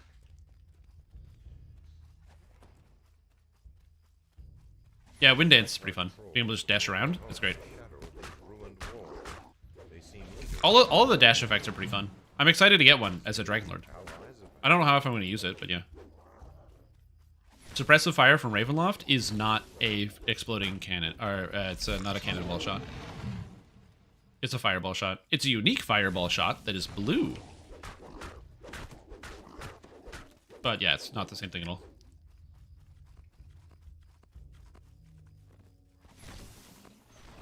Right. The reason why the cannonball shot is so good is because it double dips, giving you both force and fire damage, which one means it hits more targets, just because of the nature of the fact that it has extra damage effect. But also, it does more damage because of that as a result. Ahead, a glowing barrier blocks access to a forbidden capital. It's the reason why Stranadi's hand cannon is still like one of the better hand cannons in the entire game. Hiding is now clear. You can use the cave entrance to descend down. Rune arms. Hand cannons. A majestic being of metal and magic. Maybe they should have just called them hand cannons instead of rune arms. This inevitable is a Marut, one whose sole purpose. I made a save against my 56. Wow. They normalized the damage. They did. It just still feels better, and I think that's just because the physical damage can't be resisted by anything in the game. And so in any situation where there's any amount of resistance from monsters, because like there's small amounts of fire resistance and stuff like everywhere.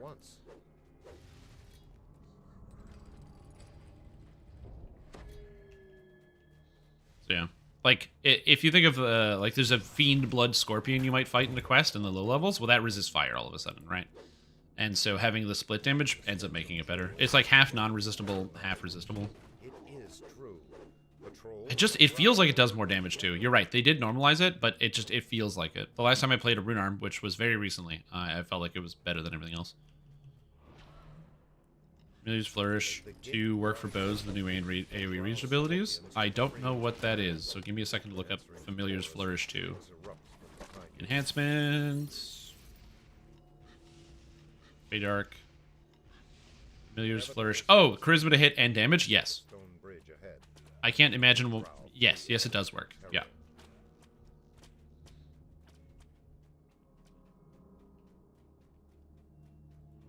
Because AoE attacks are attacks, and so Familiar's Flourish allows your attacks to use your charisma, and so because it's an attack, it works. Oh, you too. There you go. Look at that. Look at that reckless devotion.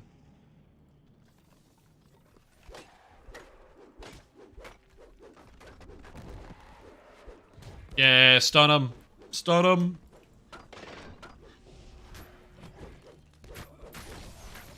God, that's so slow. Anything with sonic resistance seems only full damage, nothing in the middle. Yeah, sonic resistance is harpies. Harpies have sonic resistance.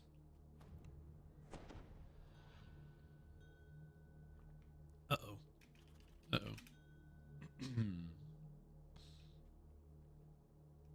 Alright, back up. I got it. Yeah, all the way back. Keep going. Keep going.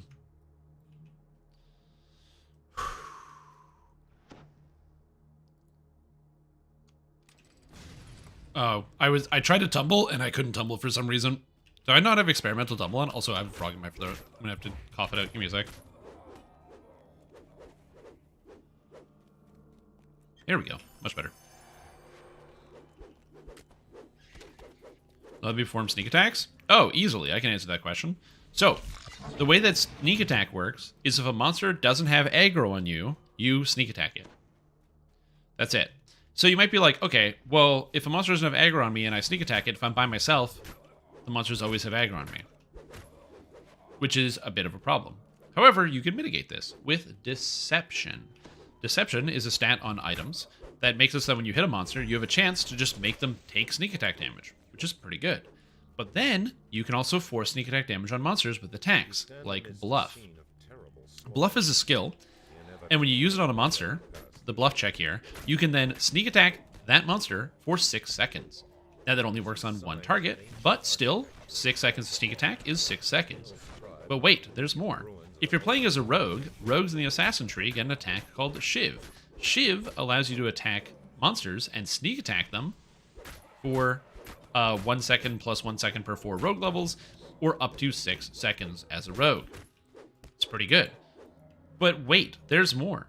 There's also the attack Improved Feint. Improved Feint is a feat you can take that will then allow you to basically automatically bluff a target. So you hit somebody, they get bluffed, and you can then sneak attack that person. Between Bluff, Shiv, and Improved Feint, you've already got a lot of options to make for sneak attack damage. Then you have Deception for the random chance. However, it gets even more. If you can stun any target or incapacitate any target, stuns force monsters to be vulnerable to sneak attacks. So if I stun, let's say these guys here, Trip doesn't work, I don't think, but if I stun these guys, like with Dragon's Roar, then all of a sudden, they're vulnerable to sneak attack because they can't defend themselves. So if you're playing a character that wants to sneak attack, but has stunning ability, like if I had sneak attack damage on here, I can apply it by just using Dragon's Roar. And then there's a myriad of different attacks that give you sneak attack bypass. So at the end of the day, the answer is there's a lot of different ways depending on what it is you want to play. So do you have a specific character or build that you're currently playing and you want advice on how to do that? Or are you just still thinking about it as you go forward?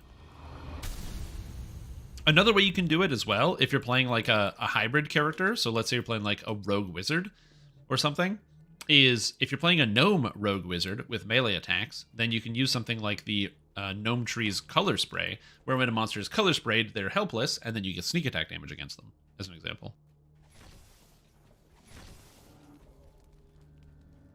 Oh, for monk? Yeah, you just, if you're playing by yourself, again, you just stun the target, and then you get sneak attack damage against them. So whenever a monster is stunned, you get sneak attack. So that's all it is. So if you're wondering why you take sneak attack stats, there is also Unbalancing Strike, which also does that as well. Unbalancing Strike is in all of the monk trees right here. There's like this tier 2 extra strikes you can take. And Unbalancing Strike is a water strike that if they fail their save, they are vulnerable to sneak attacks. Outer boundaries of the Drow encampment.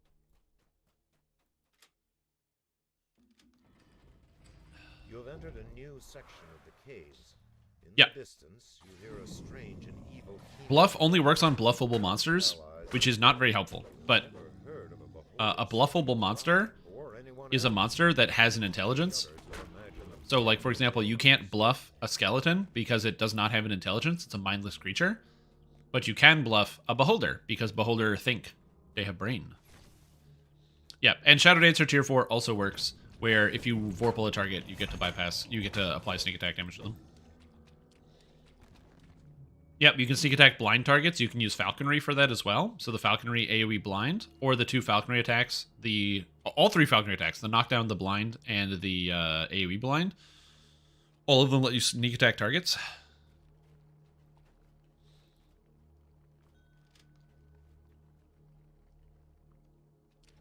Basically, you don't have to try to proc sneak attack damage. If you play the game, you're going to sneak attack things. Because, again, if you make a target helpless as a monk, then you just get to sneak attack it. Clusters of giant mushrooms grow more sparse as you emerge from the beholder's domain. Yeah, but then you have to take first blood. I'm not a huge fan of taking first blood. Ahead, In a lot of cases, again, if you're actually playing like a rogue or any character like that, rogue or ranger with exposing strike, sniper shot, there will be no or any other myriad of attacks, is usually not that important.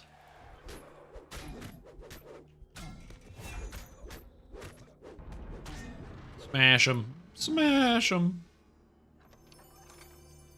a geyser blasts What does this water do? into the air nearby. A street penalty to fortitude saves. Powerful enough to lift a heavy weight. Me too. I love Falconry. Get the big ass bird to come down, swoop, destroy. Swoop and destroy. I've always liked Falconry. I just think it's cool. I just do wish that like Falconry was a little better in terms of just like for some of the in-game optimization. I just feel like they could add a couple more numbers in there. Like at least give it like +1 critical threat and multi or something with weapon attacks. The fact that you don't get any threat range or multi really makes it hard to justify using a Falconry build. It's just harder to do. Yeah, Falconry's pretty good for War Priest because you get the Domain of War, which gives you +1, or it gives you Holy Sword. And Holy Sword's pretty good. I work on bosses, then it could help us stunned or blinded. Oh, against bosses? Oh, yeah, that's where you, for bosses, you just use a deception item. Remember that if you're playing the monk build that I put out, then sneak attack damage is not the majority of your damage. The majority, like, sneak attack is like that extra sprinkle. Chose a dramatic battleground for her last stand against the inevitable. Well, Falconry and Horizon Walker do different things, right? Horizon Walker is a damage tree, and Falconry is a utility tree. So Horizon Walker doesn't have a blind. It doesn't have stun. Horizon Walker can't cause helplessness. Falconry has both of those things. Falconry also has an instant kill in tier 5 that has an infinite range on it, and a reset on that, so you can constantly use it. Will that actually be the case? Not usually, but yeah. Neither here nor there. Get him! Get him! Destroyed the implacable Marut and saved the vampiress from her doom. Vale shouts in triumph. Yeah, and a lot of survivability. They just have entirely different purposes.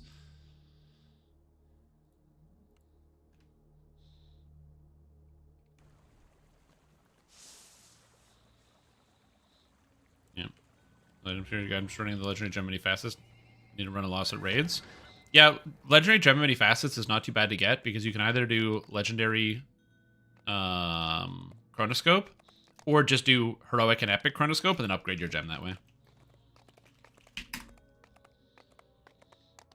Team?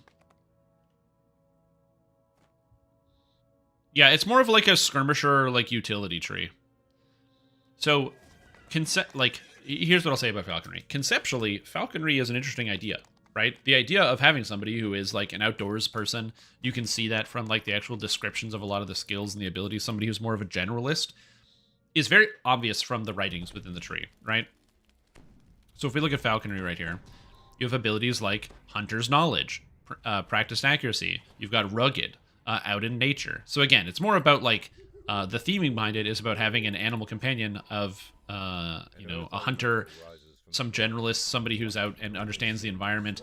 You can command the falcon to do different things, but you got like outdoor conditioning, and then you've got the thrill of the hunt, mark of the prey. Again, it's more about the hunt and the theming behind also being more survivable and multifaceted.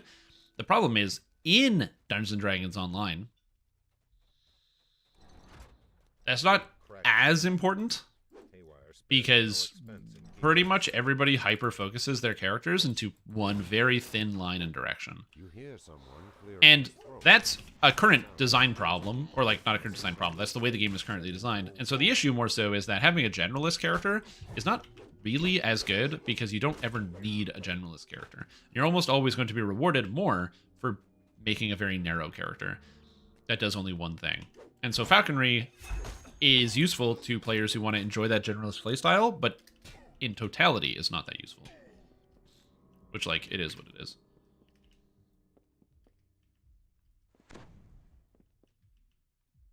Yeah. I did a Falquisitive character, which was a Falconry Inquisitive, where I used Inquisitive to get access to +1 critical threat range and multi from Inquisitive with the crossbows, but then still use Falconry for, well, the rest of the stuff. And being able to just spam an instant kill as a ranged character is pretty cool, especially since the DC is pretty high on it.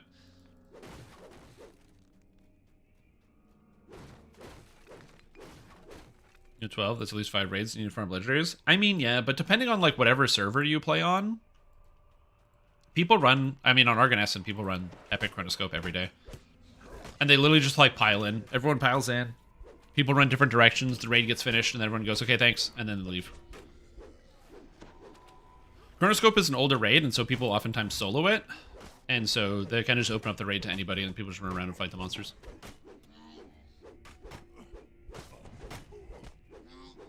Pen and paper is great filing in the LMO, exactly. Yeah, like Falconry and pen and paper would be really good.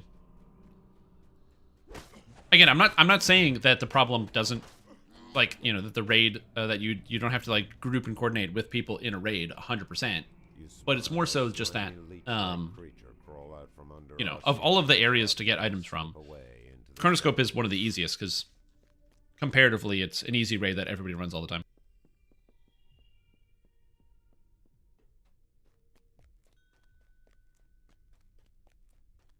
Sorry, I'm sneezy today, I don't know why. As the north wing gate lever locks into place, a freak power surge shorts out the storage area's energy. Von 5 and 6? I mean, yeah, we could do Von 5 and 6, I guess. I want to do it after, though. Yeah, I never do Von 5 and 6. Why not? That sounds fun.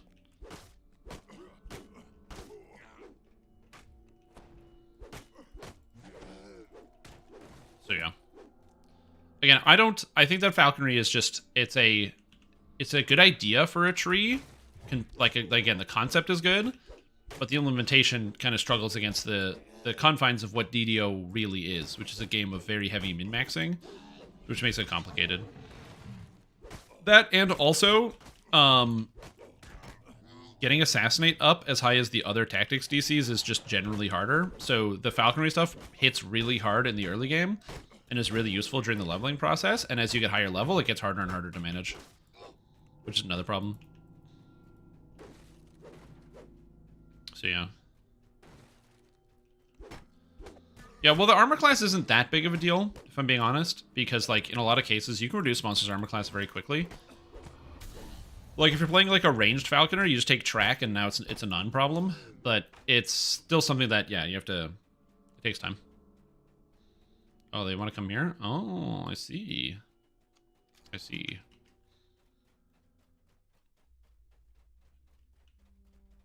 Here's one tray, which is better. Yeah, like I said, I think that they definitely could stand to buff Falconry, but the areas that I would buff Falconry, if I'm being honest, is I would probably make it so Dangerous and Swift gives, like, +1 to critical threat multiplier on it, just so that it, yeah, there's something in the tree. And then, maybe up the scaling on some of the skills.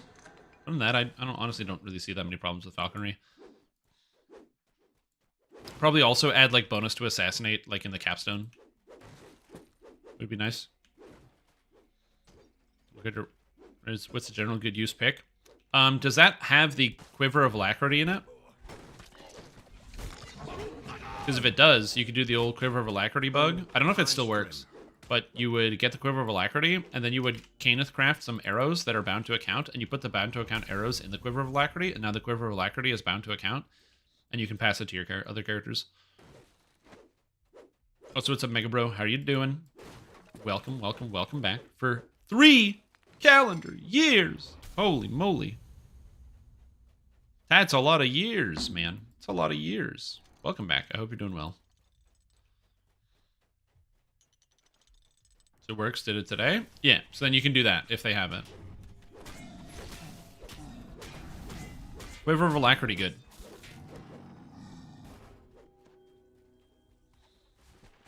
Yep. The last of the jars falls in a heap of battered metal. Yeah. Quiver work 3 weeks. So there you go. To end this madness. So there's your recommendation. A toneless voice. If the Quiver of Alacrity is not in there, then I don't know. This complex will self-destruct in 5 minutes. Please evacuate His immediately. damage is never satisfying. Yep, true. The damage on Falconry is negligible, pretty much. Ooh. Doesn't have Quiver? Hmm. Oh, is that the one that just gives Caught in the Web items?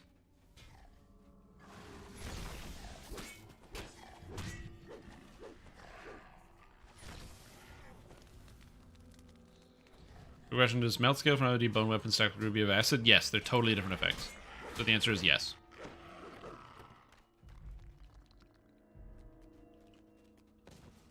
Yeah, I assume it's the Caught in the Web one. If it's the Caught in the Web, then I would take Haywire's voice. probably Sireth Spear of the Sky, because it's very cool and extremely powerful, and it is a quarterstaff so good that you can just use it at 32 if you want. It's really powerful. So I'd probably take Sireth. And then outside of that, I would probably go with the longbow that's there, Pinion. And then outside of that, I would probably go with... Oh no, we have somebody slow. Rumblings from deep within the factory reverberate down the corridor. Yeah, Sierra Spear of the Sky is one of the better weapons you can get out of that list. The reason why it's good is because it's a quarterstaff that deals slashing damage. And it crits 16 to 20. Like, it's just a crazy weapon. Like, look at this thing. So it's a 16 to 20 times 2. It's a D10 base, slashing, piercing, and good. With Supreme Good, Lightning Strike, Cloudburst, it gives you freedom of movement and feather falling. Again, you can just use that at level 32 if you want. You probably shouldn't, but you can.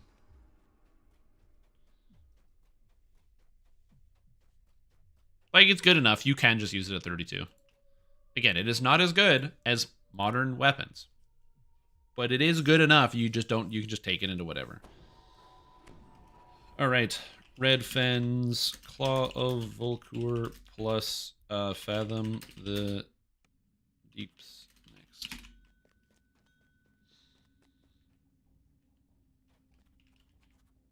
You're doing great. But yeah. I mean, we're all just squashing bugs and Divers of Hell. Nice. Yeah, I was playing Helldivers a bunch every day because it's a lot of fun. I've been playing with a whole bunch. Like, everybody I know is playing Helldivers, which is fantastic.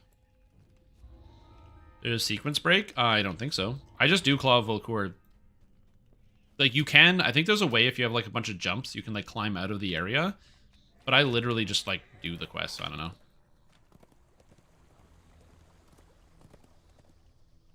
0-5, yeah. The nice thing, though, is he always spawns, so you can just ransack all your characters till you get one. A great red tree grows. And he's level 5, so if you have, like, 5 different characters, you can just go ransack it. Or, if you have level 7, because it's tradable.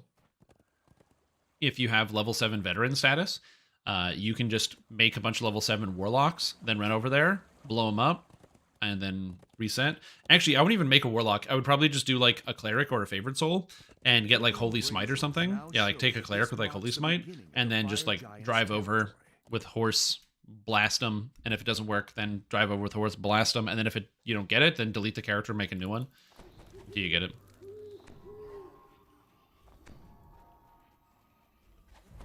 It was good too, but does that come from the box? I don't recall.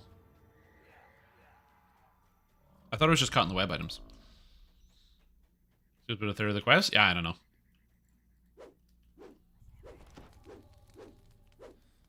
Skybreaker, Greatsword, eh?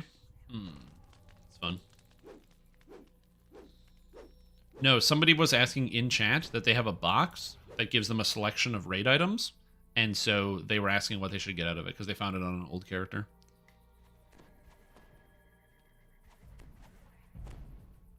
That's what we're talking about right now. Yeah, because in previous times, Samsung Games for like the anniversary has given away boxes where you can just pick a piece of raid gear, which is pretty cool. So Brian bellows, Silence, slaves! Curse you and your insolence! Curse you and your insolence! Squirm before your master!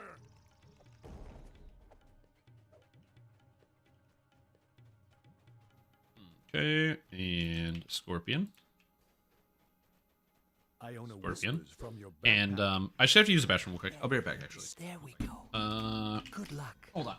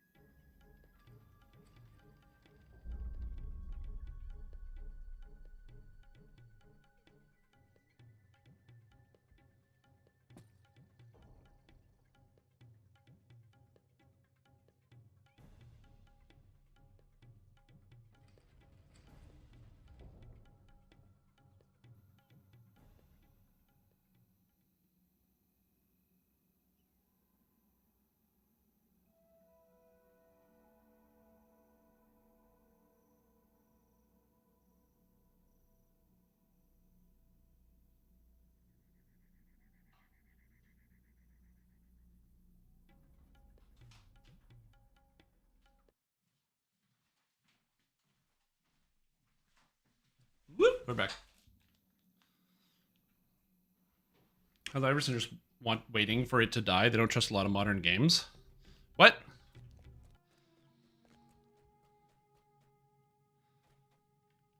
That's interesting. Okay, so I can understand somebody being skeptical of like large game releases.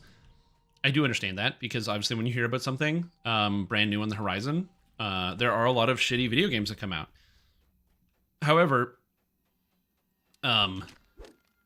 giant smash hits from indie game studios generally are a little different than large video game companies reselling you the same thing.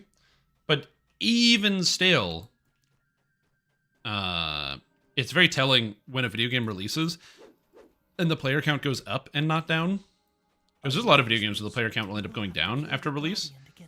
You get that very sharp decline where people play and then people immediately stop playing it.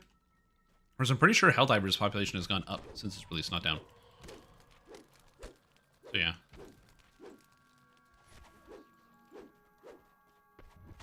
We're getting one in August? Yeah, I assume the Draconic Raiders reward box will also have gear from... It'll be like a loot box pick from different dragon-involved raids.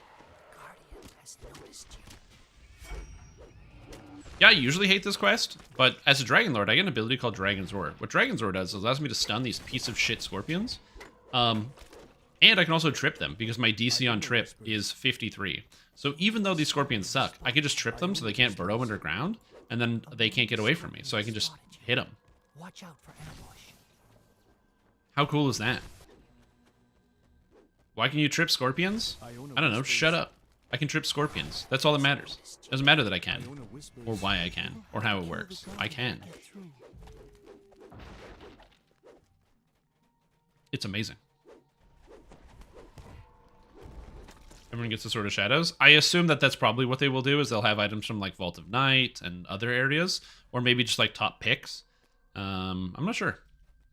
What would I pick if I could get any item? A lot of people will probably pick Sword of Shadows. But as somebody who has a lot of the items, what would I pick? It's a tough one. Dragon Raid box items. Honestly, I would probably pick the goggles from... I'd probably pick the goggles. Or no, was it the goggles? The one for the double strike set from Riding the Storm Out. For the set bonus. More than one filigree. When I look at mine for its master, only let me add more than one. That's because the voice of the master only lets you have one. It's the only artifact in the game that has a cap of 1. And the reason is because you can use it at level 20. It's basically like a special item that isn't representative of other minor artifacts. The regular minor artifacts that start in Sharn have 3 filigrees, and the perfected artifacts, or any artifacts level 31 and higher, have 4 slots maximum. So if it's a level 20, it has 1. If it's 29 or 30, if it has 3, and if it is perfected or 31 or higher, it has 4.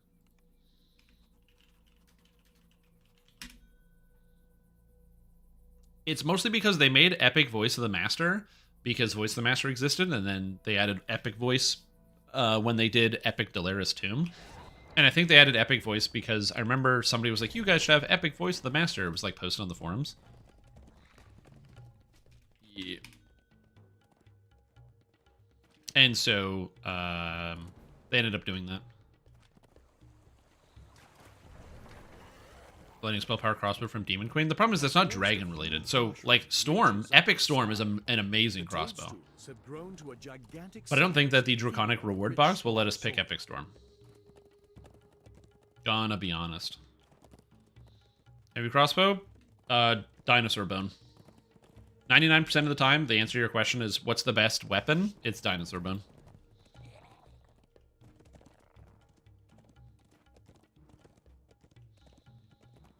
Voice Master, yep.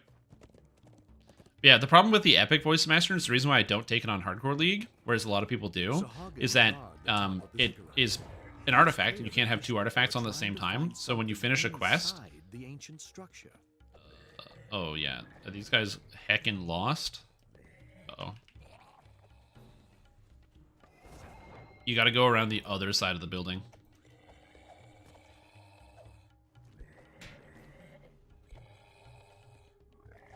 Uh-oh.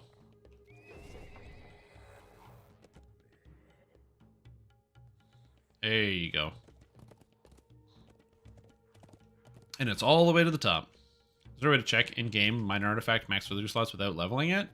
I don't think it actually tells you. No, I don't think so. You can Google it.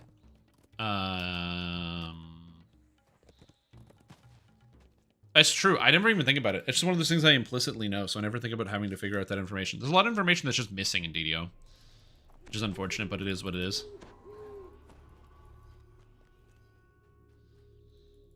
Like the fact that certain artifacts don't have all the information about what their maximum cap is. Again, I know that. So if you have like a Sharn artifact, if I have the by a band of Diane Ear Wynarn, well, that only takes 3. But yeah, it's hard to know. Well, you know, again, as the kids say, it is what it is. So 600 damage. Hey, bub. Destroyed. God, that trip feels good. Yeah, unfortunately, as far as I know, I don't think there's a way to check in-game. You kind of just got to Google it. It's also one of the reasons why almost every artifact that's recommended to you is either one of the... Like, if you look at any modern build, it's going to be recommending a raid artifact because it's part of a set bonus.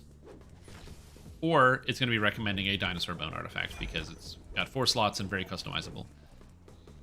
There's technically artifacts in the Vecna expansion, but most of those artifacts are very situational, and they're not like necessarily bad, but they're also not necessarily good. Oh god. I just don't want these people to drown. Because they have to make it through. Take the door. Barriers vanish, releasing a wall of water that floods the area.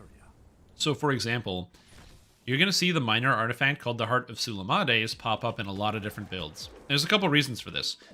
One, the set bonus, Devil's Cunning, is very powerful, giving you physical magical resistance rating and double strike, which is kind of nice. And the Devil Scale Bracers are pretty good to go along with it. And the item itself, the artifact, gives you Quality Constitution, a good stat, as well as fire and evil damage absorption and curse immunity, all of which are really useful stats at endgame. So if you're planning on doing like raiding and stuff, the Heart of Sulamades is really, really good. But it only has 3 artifact slots. So that's kind of the, or like filigree slots. So that's where you have to say, okay, well, yes, it is good, but this is what I'm giving up. I'm giving up the option for damage or extra slots or whatever it is. But then you compare and contrast. Oh, now we're going to do White Plume Mountain. White Plume Mountain. Compare and contrast with like the Dinosaur Bone artifact, where you can craft basically whatever you want on it and fill in all the slots, and then also gets 4 artifact slots, as an example. Sahagin guard the top of the ziggurat.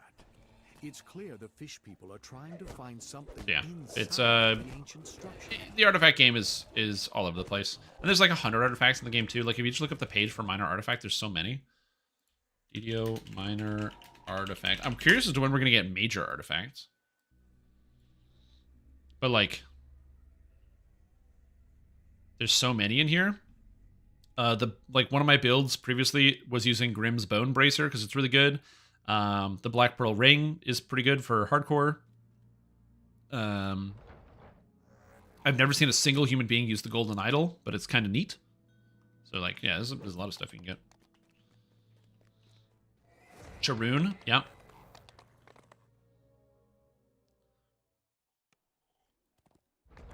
Also, my posture is good, but I could use some more water. Hydration is good.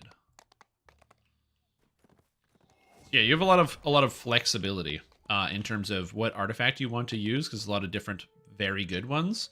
But also, people kind of just, you know, gravitate towards the things that have the most flexibility, the craftable ones. Who knew?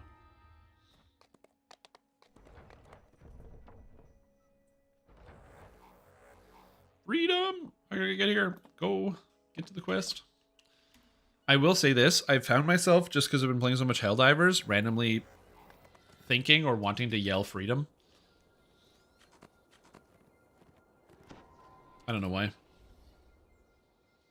The artifacts were a mistake. Change your mind. Portal takes you to the bottom of a collapsed staircase somewhere deep underground. At the foot of the stairs, a corpse greets you with an empty stare. So, Something. I think there are flaws in the system, but I don't hate it specifically. Twice 4 and 20 blades, sitting in the rain.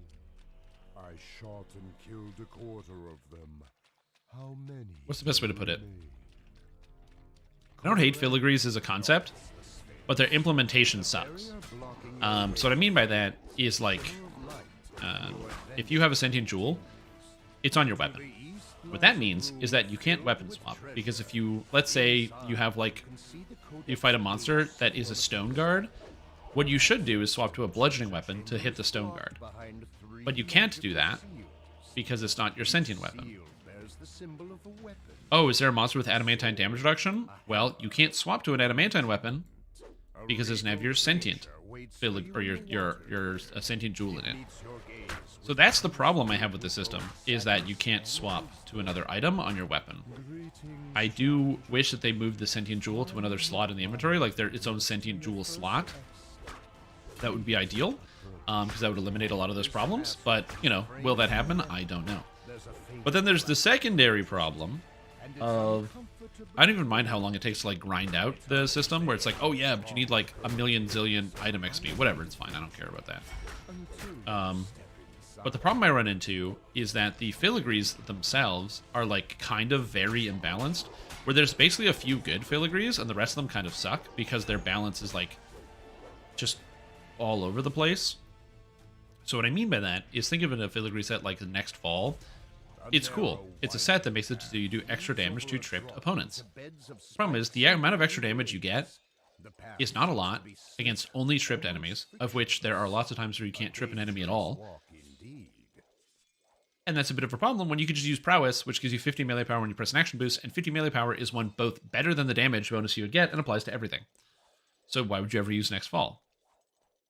And so the circumstantial stuff is just so much worse than the stuff you can do all of the time, which is really counterintuitive because, yeah, you'd think that the stuff that you could do all the time would be weaker than the circumstantial stuff, but it's the other way around. And then my final problem with the, actually I have 2 more problems with the sentient system, Then we have actually editing and adjusting it. Because it takes Sentience toolkits, which you can sort of farm in-game. You can't target farm it, but you can just randomly find them at endgame. Most people are getting their Sentience toolkits from the DDO store. This place right here. And so because people are getting their Sentience toolkits from the DDO store, it means that it's really annoying to change your filigree set. Why would I want to test out a different setup if I basically know I have to spend $1.50 to do it? That sucks and isn't fun mechanically and isn't engaging, so I don't like that at all. And then the last part that grinds my gears the most is the organization of the filigrees. It's impossible to know what you have at any given moment, because it just goes into some big godforsaken augment bag that has like 70 million slots, and so again, you have no idea what's actually in the bag, which is just bad design. And then when you put it in your shared account storage, it's the same problem, because it's in your shared account storage, but again, it's just kind of swallowed up in there. You just have all your filigrees. And they don't stack properly. They only stack up to 5. So if you have been playing for a while, like myself, if I have like 20 copies of one filigree, it takes up 4 slots in the bank. And it just becomes this endless monolith where sometimes they don't even stack properly, where you have like 3 stacks of 2, which I don't even understand. If there was like a book of filigree that had pages and each page was a set, and then on each page would show you how many of each filigree you had, then I would have no problem with that organization of the system. But because it just goes in the shared crafting storage, which is this endless bank of nothing, and it's frustrating to look at, ugh, I don't like it. And it's hell to find them. Yeah, and that too. All my filigrees are on all my different characters, and so like I have so many copies of raid filigree because I just don't know where my raid filigree are. So yeah, so I have a lot of problems with the filigree system, but those are all solvable problems, right?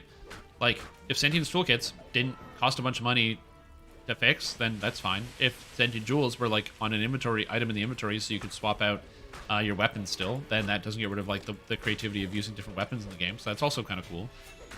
If there was just a UI for looking at your filigree, that'd be kind of cool.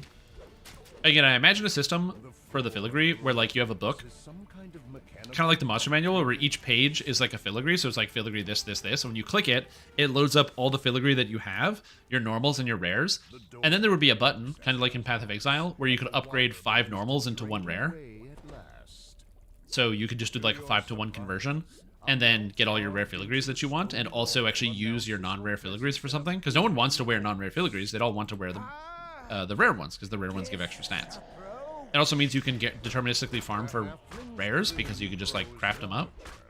And then, larger still, his body twists and grows, revealing the towering So yeah, form of an there's like systems. Nah. still grinning, but with much sharper teeth. Then stacks of filigree. Yep, 100%.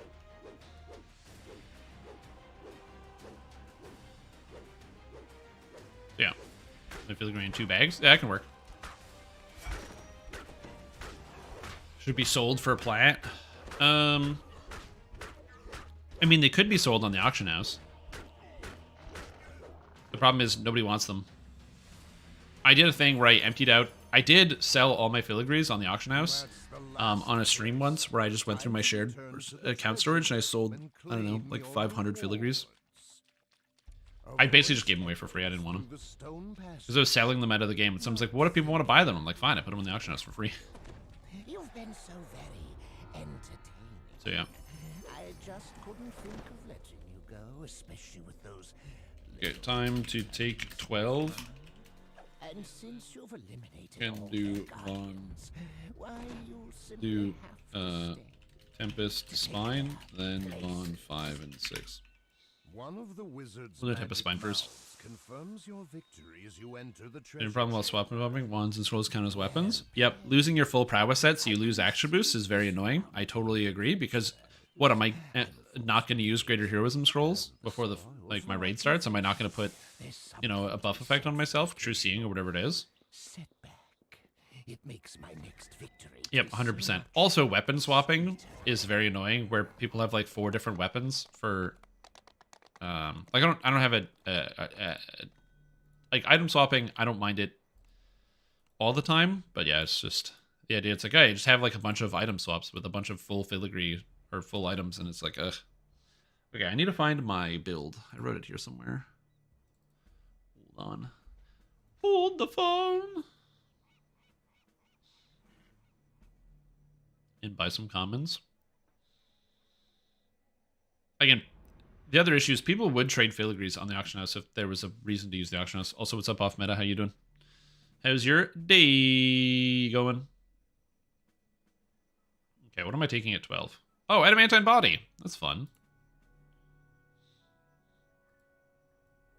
Nice.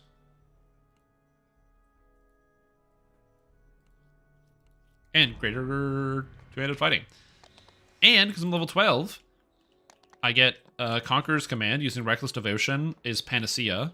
And it gives me Imbue Die. It gives me better Draconic Aura. And then 25% HP, 15 MRR, chance to ignore damage, cooldowns of all of my tactics abilities. It's now a stun, and I get helpless damage. Flight of Kings, and then Conqueror. Oh no, I can't take all of it!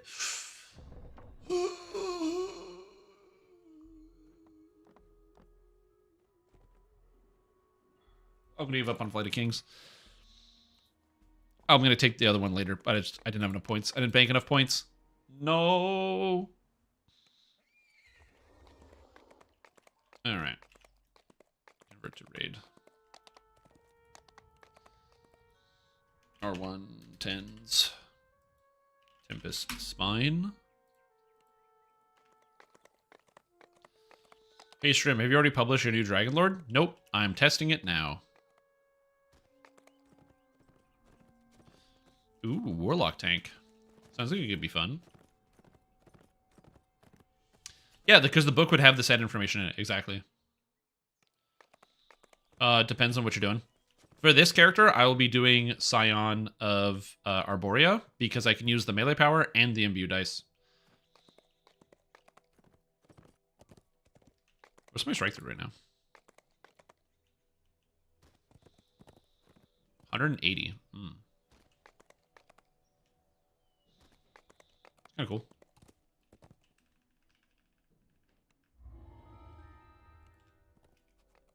Does anyone not know Tempest Spine? We're gonna do Fast Way.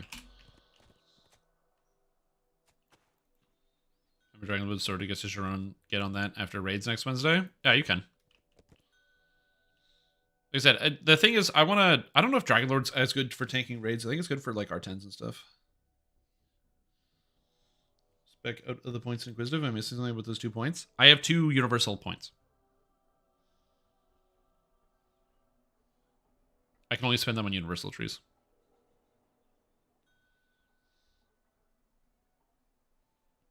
Remember the major shortcut? Are they here? We'll show you the path. So, quick question. Since you have a full team, why do you run quests that are 2 levels lower than the current level and not quests that are directly on your level? Because you get full XP for it. Because they're 2 levels lower in the book, but if you run it on Elite or Reaper, they gain 2 levels. So we're running a 10, but it's now level 12. So it is my level. So there's no XP penalty for it doing it. Drawn by the molten lava, blazing fire elementals patrol the Oh, we're definitely not doing Dragonlord Z here, but we could. How do people fare on Melee Warlock? I don't quite get it. I mean, Melee Warlock is just worse than most other melees. It's just fun. Like, the benefit of Melee Warlock is you have a very high hybridization between, like, physical and magical damage, which is cool. So you're doing a lot of physical damage directly to targets, especially if you're using, like, Vistani and other associated trees, and then a lot of magical damage, because you've got the Aura, which is passively dealing magic damage, as well as the, what do you call it? Like, the Imbue that does extra damage on hit as well.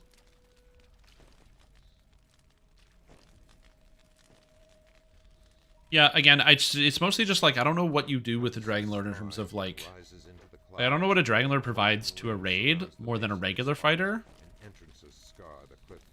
Again, R10s makes total sense, but the raid, I'm just not sure. But I'm not the expert, though, so, you know. Again, it's not that you can't get good stats. Every tank gets good stats. You just put on the items and put the points in the trees. I guess you get the auras, which is nice. Yeah. especially if you don't have other Dragonlords. They don't stack with other Dragonlords, but you can get pretty good auras, especially if you grab like if you have 2 Dragonlords and you can, you know, kind of cover all of the good ones. Apparently, Sergeant has drawn others Yeah, to purified Dragonlording. I mean, that is true. Ah, no, live. Whoops.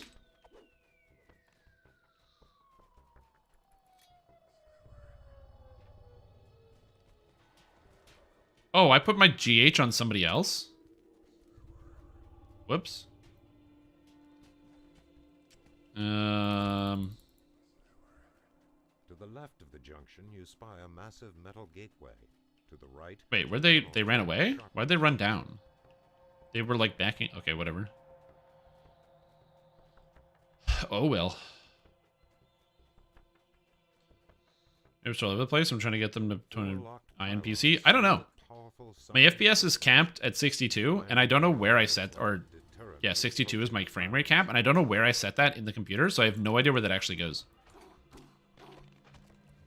Where is Shigura? Final signal crystal ignites, revealing a portal into an unknown area of the mountain.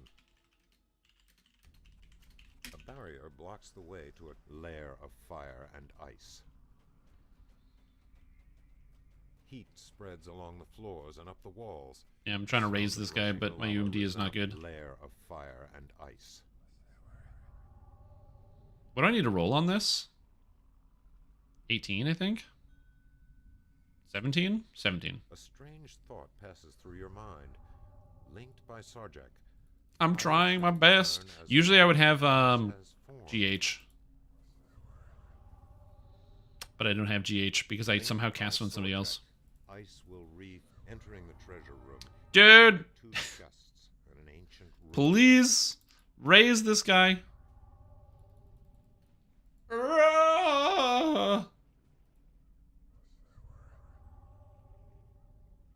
Is there a shrine 5 feet away? Yeah, but I don't have his fucking stone. This guy does.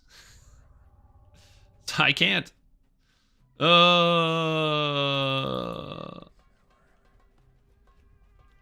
Just take him to the shrine.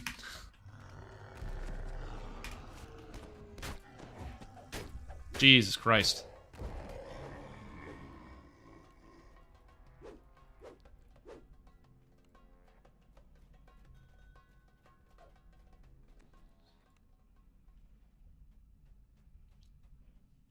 This guy doesn't know where the shrine is. Shrine here. Follow me. Is it there? Oh, there it is, yeah.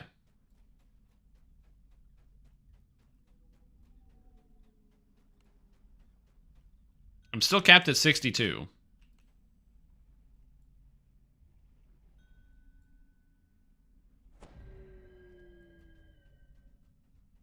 Even if I set it to infinity, it still caps me at 62. So I don't know. Again, I have no idea when my frame rate's capped. And before you go like, oh, do you have like a cap on your frame rate? Like, no.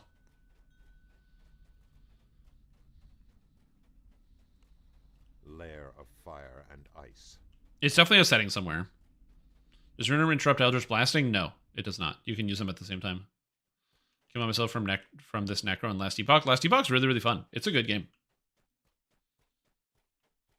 A deep hole offers no sign of Yeah, egress. I'm gonna look at that later, by the way. I'm in the raid, but I'll look at it later. Felt coming from below. I just occurred to me that I didn't check to make sure that the other people that are here are not following. Okay. Shoot, I lost them. Fuck, I was supposed to be guiding somebody. I got distracted. Fuck you guys, chat. You distracted me, so I'm not doing my job. No. Oh god. I lost you. Oh shoot, we have a bunch of people that are lost in the past. I don't know how to find them. Guys are done in fire and ice. You got it. Oh, there they are. Nice, they're coming. Beautiful. Woo! So I have to blame. No, I'm blaming you guys.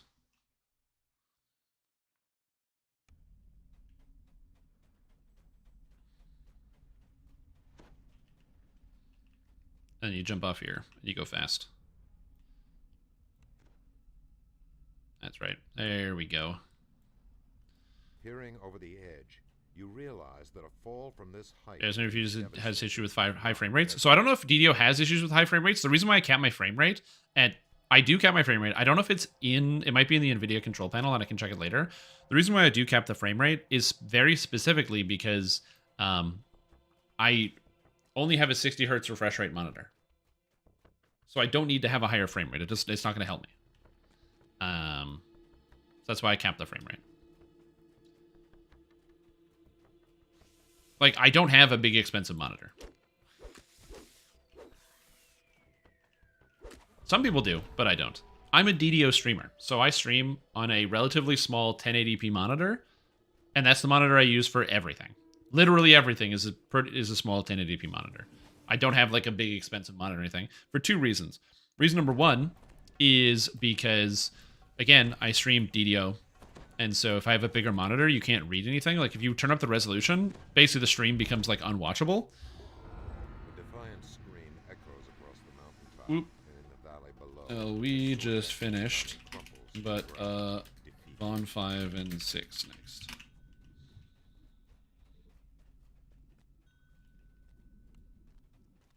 There we go. And then the other thing too is, what's the best way to describe this? It's a creep, or like a, life creep. You buy the monitor with the higher refresh rate, and it is mind-boggling. I still remember one of the first times I saw a higher refresh rate screen, and like, it's astonishing the way it looks when you see like a higher refresh rate. It's crazy.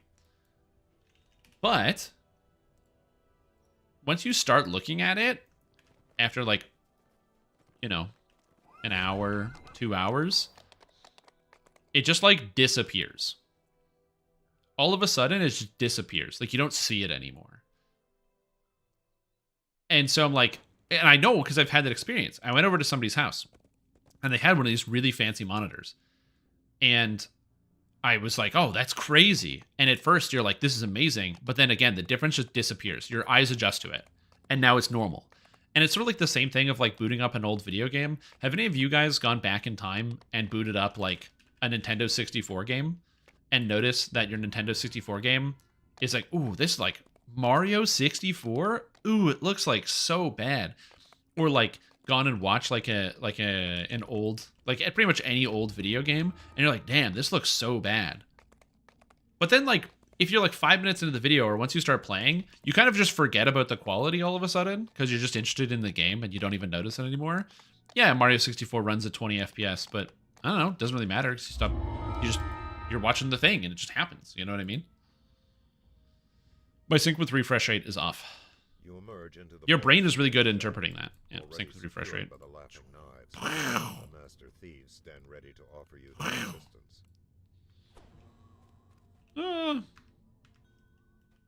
Haywire Hayward seems nervous. Give me the voice. inside his now destroyed workshop. Oh, I didn't take the fucking Flight of Kings. No, dude. Vale stands here, taut and ready for action. The glyph on the Do I need Flight of Kings for this? I don't know if I need Flight of Kings. several dwarven victims of the Orum's necrotic So yeah, sorcery anyone know stumble the toward graphic you. setting you turn off is Join buggy the and sentinel draw stupid amounts of guard resources, no real with graphical no improvement? move to enter. That depends. I mean, shadows don't always provide the most graphical improvement, although I do like having a lot of the different shadows in the game. They must have cost fortunes to construct. It seems impossible that only a Oh yeah, loading up old characters is always a trip. here.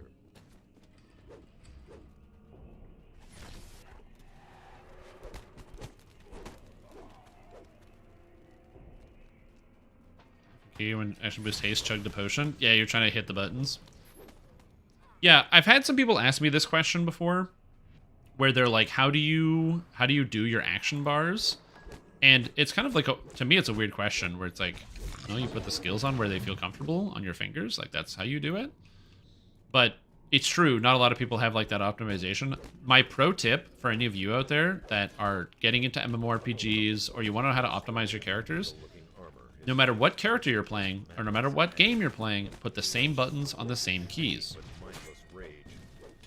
So what I mean by that is like if you're playing Dungeons and Dragons online and you have a heal that your character has, put the heal on a key. And then once you've got that heal in that place, when you play a different character, put your heal on that same button.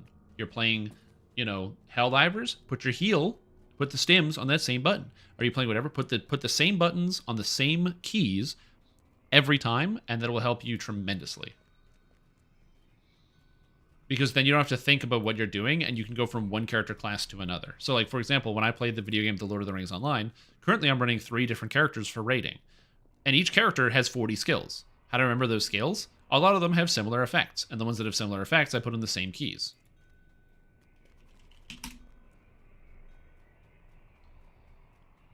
Yeah. Dirge of Karnath grins. Dirge of Karnath. Fully at ease. The corridor is divided by a force wall, lined with deadly looking Ow! on both sides. Ow! Complex set of controls. Okay, can I do all of these? Nope, I can't do wisdom. The hall with acrid ozone. Need wisdom left. And all right. And traps. So yeah. Same hotbar for every character? Yep. Yep. Yeah, post-processing is a lot. So if you turn off post-processing, you get the video post effects. You get like 1,000,000 frames back by turning it off, and your frame rate's going to jump up by a lot. However, the downside is that video post-processing makes the game a lot prettier, so yeah, depends.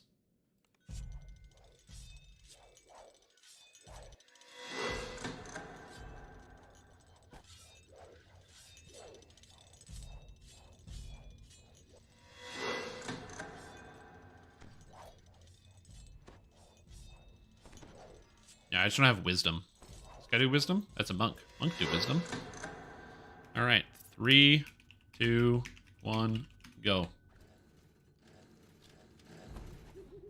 Nice, good job, team. Yeah, the aura effect is from being a Dragonlord. I'm a Dragonlord, and Dragonlords get cool aura effects. Water heavy quest? Yeah, I don't notice the difference. I think the lava's gonna be ugly. Oh, ugly lava. Oh. The controls are mounted on towers that rise from the searing lava. Nice. Thank you. Do I have bells? I have 1 bell. How many bells do I need? I think I need more bells. Shoot. Quest received. I need more bells. But yeah, so there's post-processing to do that. Hey, Shrim, I got a key for lower level dungeon. Is this for a character, or is that an alt in Last Epoch? Okay, so the dungeons have levels. There's 4 tiers to the dungeon. So the tier 1 is whatever level it is, and then the tier 2, 3, 4 are much higher level. Tier 4s are all level 100. So the key is for your character that you're playing right now.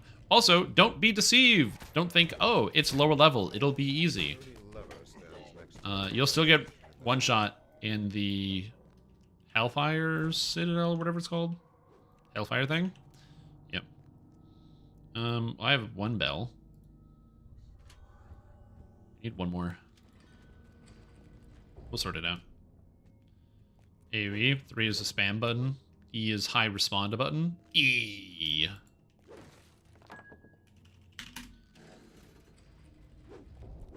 So that is also the alternate progression path. So the alternate progression path is doing the 4 dungeons. So if you have 4 keys, you can do all 4 dungeons and do that as your alternate progression path. Instead, it is both of those things. The tier 1 is the alternate progression, but also tier 1 is good to get a sense for the dungeon, to fight the boss for the first time, understand the mechanics. Because if you don't understand the mechanics, you're going to get beat up. Who's this? Oh. Malachi the Breaker whistles sharply. I think I have knock. The Aurum commander whistles desperately. Again, the Soulfire, Above, but too late. Soulfire Inferno, Soulfire Citadel, Soulfire whatever it is, Soulfire Bastion, that's it. If you don't know the mechanics of that dungeon, you're going to go in, die, and lose your key. Is it anywhere? So I guess it's T1. Yeah, the first one is just the first. It's just the first one, yeah. Each dungeon has like a gimmick to it, and it'll take you a sec to learn. And the bosses are pretty cool as well. They do explain it to you, by the way. It's not like a mystery. There's like, you can read the text on the screen, but if you don't read the text on the screen, you're gonna run into problems. You gotta, which I like, you know, asking people in a video game to read the text on the screen. I know that's like generally a social faux pas, but you know, that's what it is. Yo, what's up, Z-Talak? How are you doing? I'm doing good. I'm doing good. Currently playing some Dungeons and Dragons online. We're Dragonlording at the moment. It's some classic Dragonlord. Yeah, that's done. Good, good, good.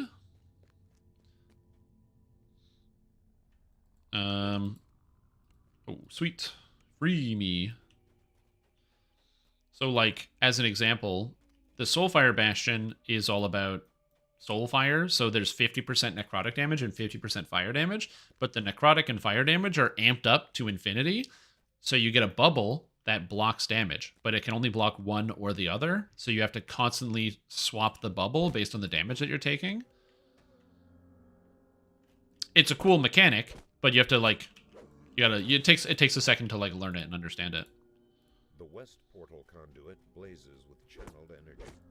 Or like, you get the Lightless Arbor, where you have a lamp, and the lamp, when you take damage, loses energy, and you have to kill elementals to get the energy back, and you have to stay in the light.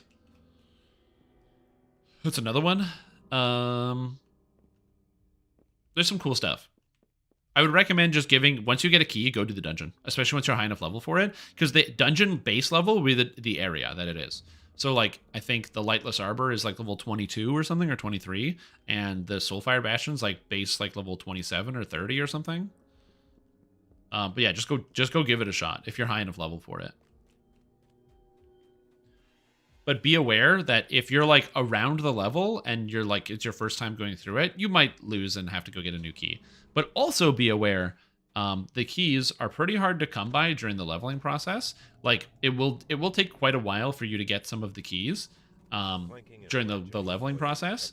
But once you finish the last act, which is Act 9, and get into the monolith system at the end game, dude, you get so many keys. I have 2 bank tabs worth. They're just everywhere.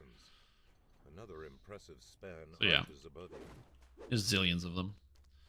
Cloth-based Dragonlord. It's a bit hit and miss, pun intended. Yeah, so I'm actually not cloth-based. It looks like I am. But if I actually just flicker my cosmetics, I take this off and I put this back on, boom! Adamantine plating Dragonlord. Wait. It didn't update. Wait, does the Docent just always look like this? Cool. I thought the Docent would look different. It does not.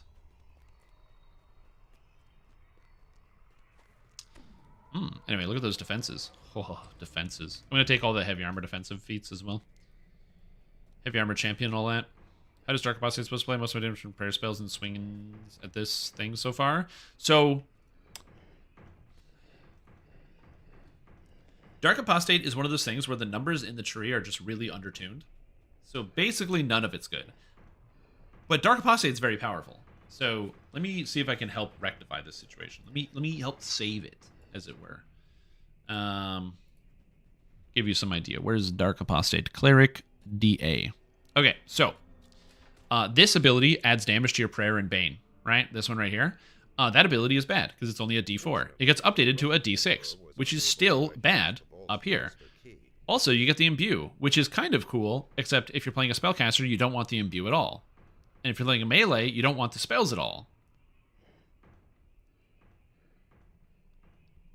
So, yeah, it's a problem. However, you get a couple things that are pretty good.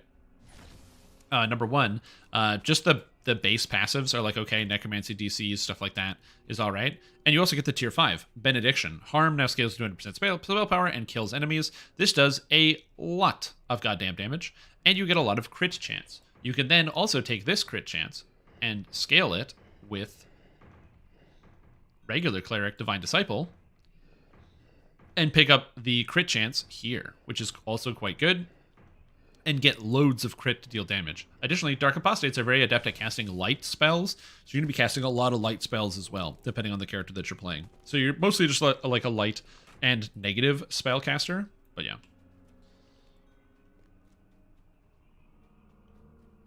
Oh god, we're working on the puzzle. I'm not helping with the puzzle because just other people are doing it, and I don't want to like, you know, double dip. Welcome. You say the best imbue for melee is right now. Trying to build swap hand wrap and monk imbue damage. The best imbue, that's the paladin one.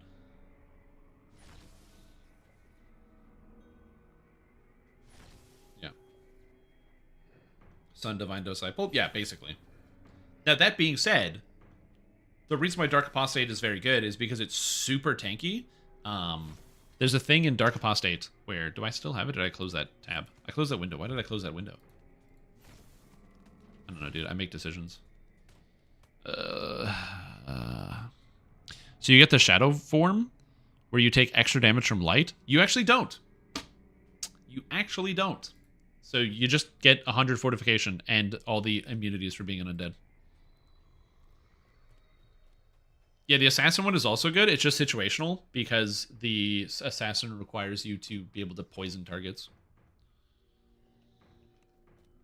How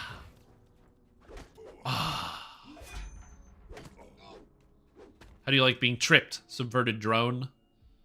Your life sits in shambles. Reconsider all your decisions up to this point. Look at my beautiful trip. You fool! You stood against me? You should know that you should make your own decisions, drone. Oh no, he is going to get up. I guess I'll just have to trip him again. Ha ha ha ha ha ha.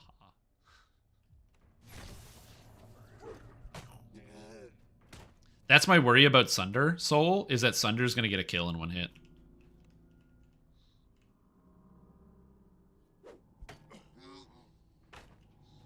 But you do get a lot of extra damage. Because this gives D4 damage per character level, and this is D6 damage per character level. So if you sunder a target, it's not bad. The distribution grid returns to service. That's about only having one ranged AoE is rough. Yeah, except for the fact that it hits 4 times. With a repeating crossbow on Artificer. It blazes with channeled energy. They didn't fix that yet.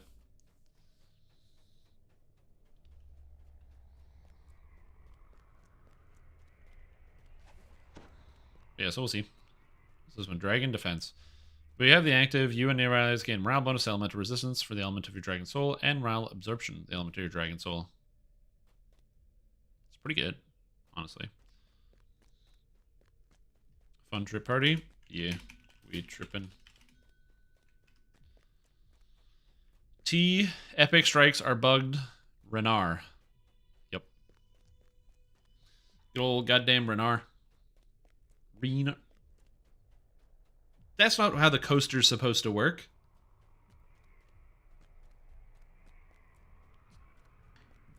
Man, surface tension of water is crazy. That's crazy stuff.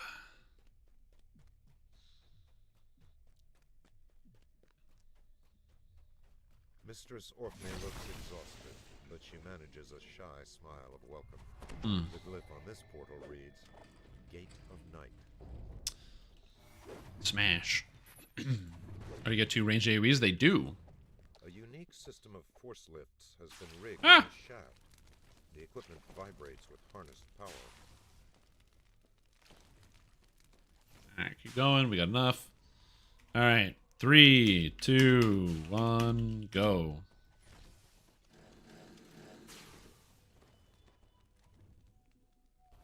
Nice, we got it. You know you got this because you see fire coming out. Bottom tension of water right there. Only the coaster stuck at the bottom. I mean, this bottom still has a surface.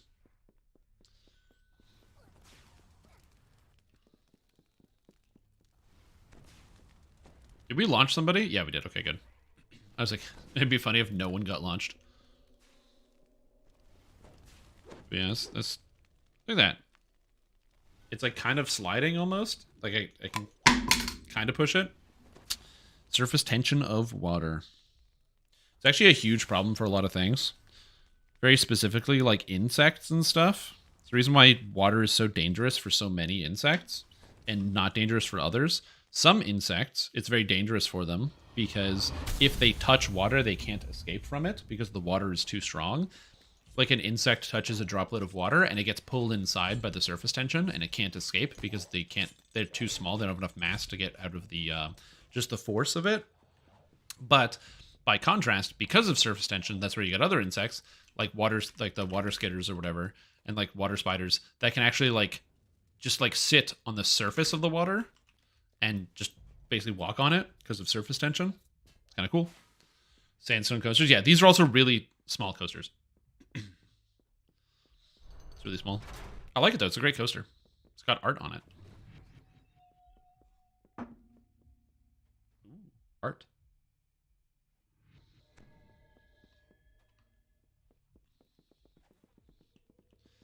Yeah, if you make your coasters out of like granite, then you don't have to worry about it, I guess. I just don't want to get stains on my table from coffee mugs and what have you. I don't need coffee rings on my table. Although I will say coffee rings on the table, man, what a classic.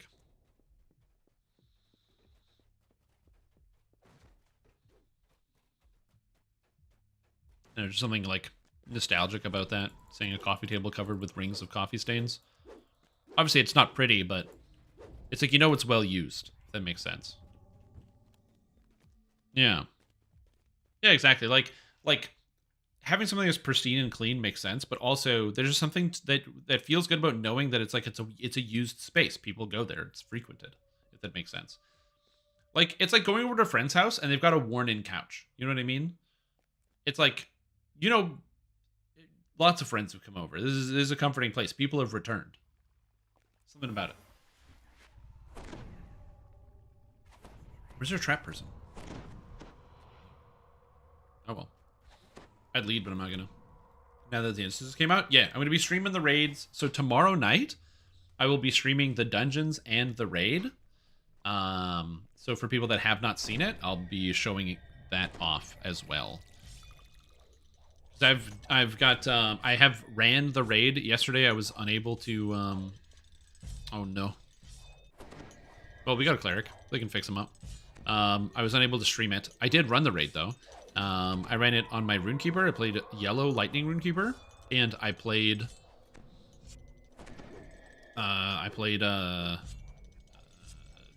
Blue Mariner.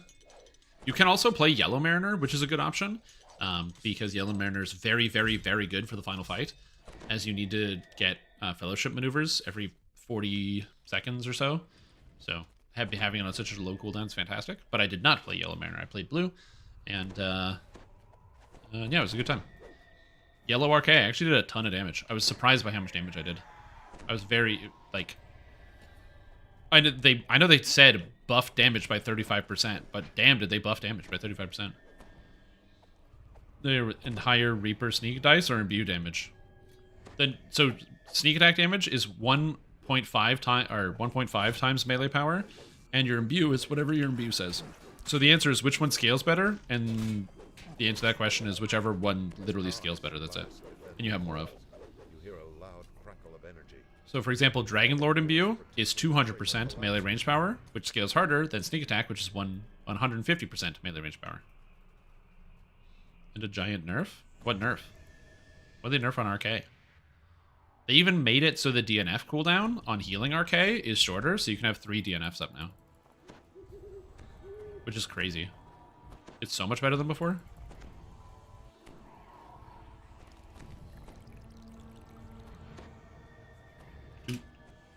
Cold, thin wind. Yeah, the one with the better scaling is better. Like, that's just it. A great red dragon launches itself into the air. I know they shifted some stuff around so that you don't get rid of healing on Rousing Words, but honestly, it's probably fine. Lasts for 20 seconds? Well, yeah, but that just means you have to use it like when someone's gonna die. I will never escape this place alive. Again, I don't have an issue with that. Conceptually, it doesn't make sense that, like, Runekeepers, part of their design space that's holding them down, is if their damage is too good, you get free resurrections constantly.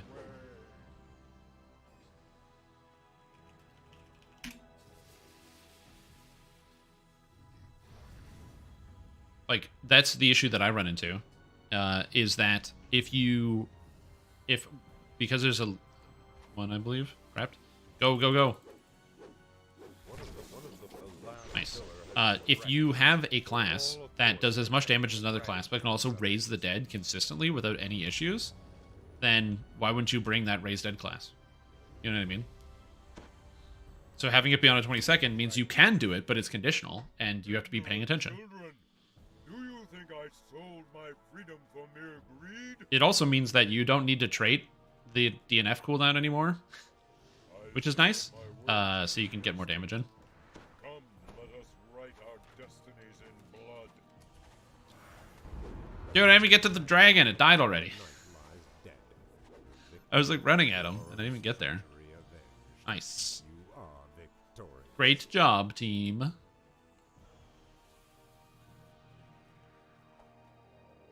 I forgot how easy this dragon is on heroic. Because it probably has like 8,000 hit points. It just dies instantly.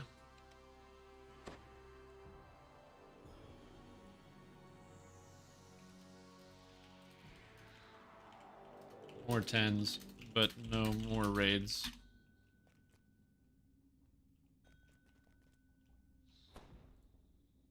Yep, great jobs, everybody. Great jobs.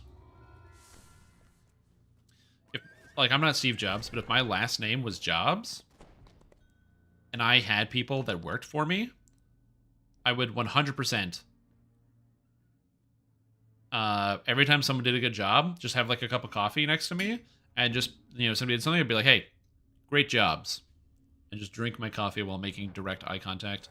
Actually, I'm gonna go refill my coffee. That's a good idea. Refilling coffee near me. Also, 5 people get out. Yeah, 5 people have to get out so we can keep doing more quests. I don't care who it is. Fight to the death. Do whatever you want. Right back.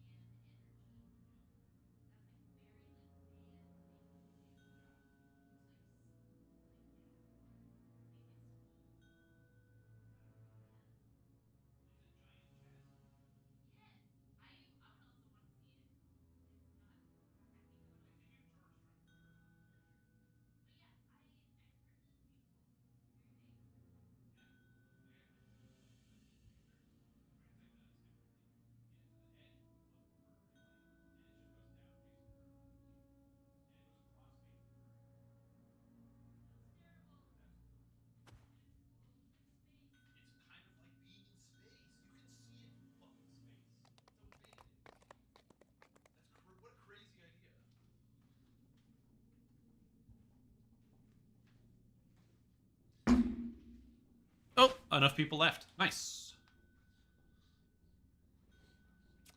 Good job, everybody. Into the Mist. Honestly, good call. Into the Mist is a good idea. Into the Mist, good idea. First name Hans. Hans Jobs. Oh, you. Good old Hans Jobs. I actually didn't read the full release notes for Update 39 in Lord of the Rings Online, because I kind of did a bunch of skimming. I also did not run the streets of Rahalbach. I never ran that dungeon. I only ran the Isle of Storms and Dahal Huliz, the arena. Isle of Storms is pretty fun. The group that I ran it with, we had not enough damages. Our damage was way too low. And it took forever. That the Eagle boss fight took like 11 minutes. We got it. It was fine, but it took way too long.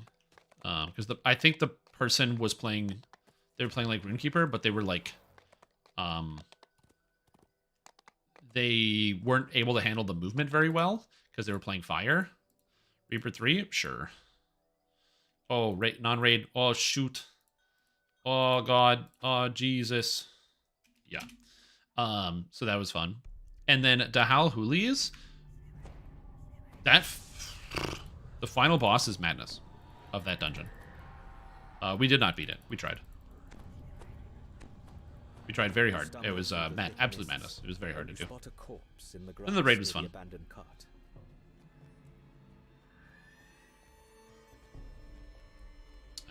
So we were running the raid. Oh, what else did they change? Something, blah, blah, blah, boring stuff. Yeah, and then the buffs and their changes to the actual classes that I was currently playing. They reduced the power cost on Mariner. Thank God. Blue Mariner was so annoying. Because you just ran out of mana constantly. Like, you can get it back up, but like I was using the power restoration skills and still running out of mana. Someone put so many scarecrows to guard a road in the middle of the forest. Oh, they nerfed Guardian damage? Keep away. Oh. I didn't even notice they buffed Lore Master damage.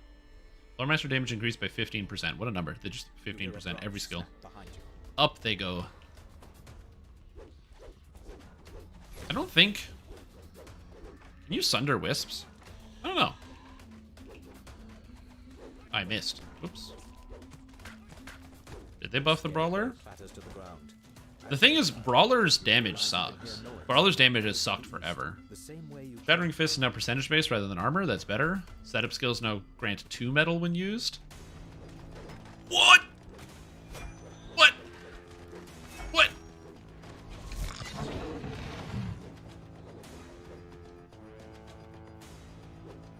That's crazy. Why did I stop playing Brawler again? What the fuck? That's crazy. What? Oh my god. Here's the thing. In the Lord of the Rings Online, they released the Gundabad expansion. The Gundabad expansion released with the new class of Brawler. Now, Brawler's cool, but for the first year of Brawler's existence, it was useless. It did no damage. It was a fragile, frail tank that couldn't do literally anything. It was garbage, okay? It was garbage incarnate. It could do nothing. Then they buffed it, and the damage was okay, but the tanking was like so off the charts. It was the best tank in the game by like 100 miles. Nothing could even come close. It just took no damage from anything. You could stand there. Other tanks from like the boss would get like, the boss would put like stacks on the tanks that reduces their damage and mitigations and stuff.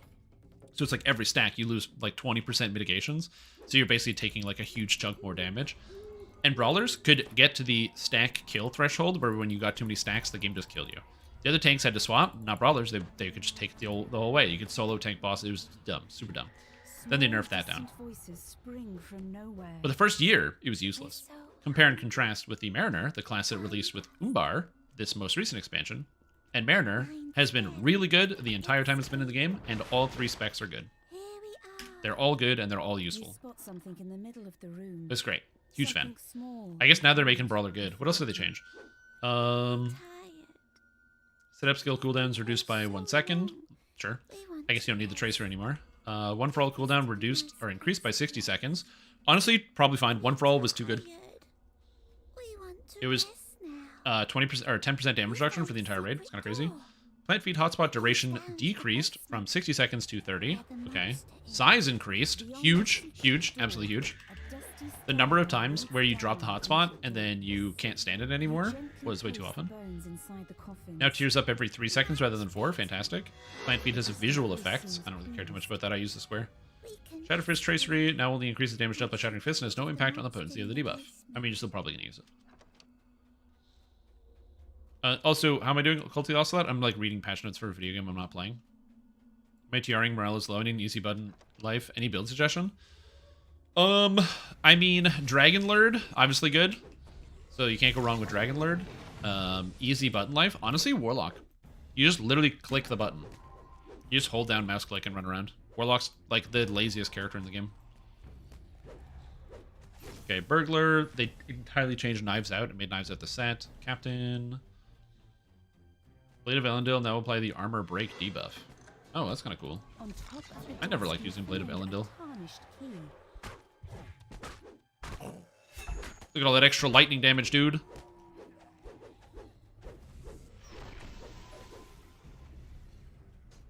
They reworked Champ. Master. Yeah, they nerfed Minstrel by a lot. They had to nerf Minstrel by a lot. It's so good. It's still really good. Post nerf. Yeah, RK. Lightning damage increased. All these people are almost dead. I don't know what's going on. This is the one downside about Fighter. I look at people with their health bars being low, and I just can't do anything about it. I just have to look.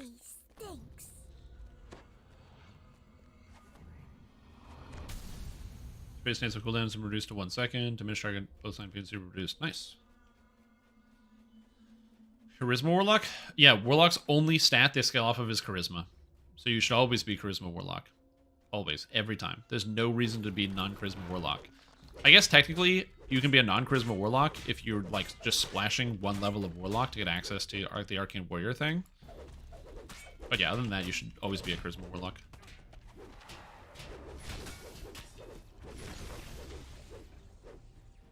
Already in a non-Warforged party members. Yep. Hey, you've got the admixtures. Just admixture them up. Robed apparitions surround the altar, chanting. Any hint on what to invest in? Yeah. So what you do is for Warlock, okay, your first 12 points, you want to spend them in the Tainted Scholar Tree, getting Chain, and also the +3 bonuses to pact damage. So you're going to look at the tree, and there's going to be like a line of pact damage. So you go pact 1, 2, 3, as well as taking Chain, which I think is here. So 1, 2, 3, and Chain. And then after that, you go into Soul Eater, and you're going to go take whatever you want to get to Cone. And then you're going to turn on Cone. And then Blast. And that's pretty much all you have to do. And then you want to fill out Soul Eater, grabbing Stricken and Consume and Stricken and the upgrades. And then tier 5, you get Eldritch Wave out of Soul Eater. And Eldritch Wave out of Soul Eater is basically Warlock Dragon Breath. So what you do is you open every fight with the big wave, Eldritch Wave, which is like the big Soul Eater attack, which kills everything in one hit. And then you just start left clicking and killing everything else. Cone breaks crates. It kills all the monsters. It just does literally everything for you. It's fantastic.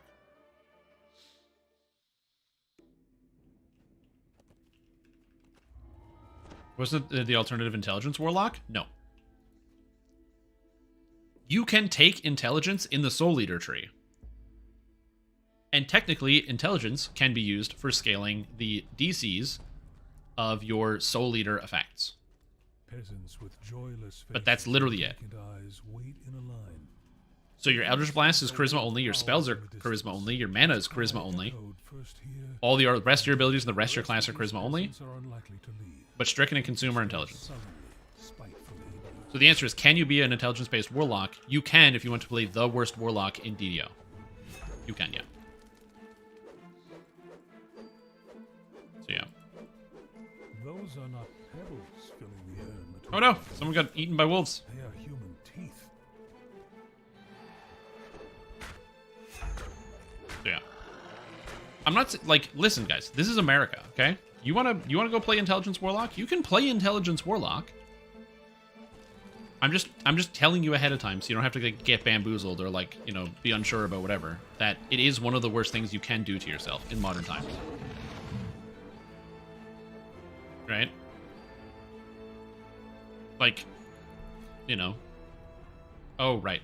I can't resist. 10%? It's even worse?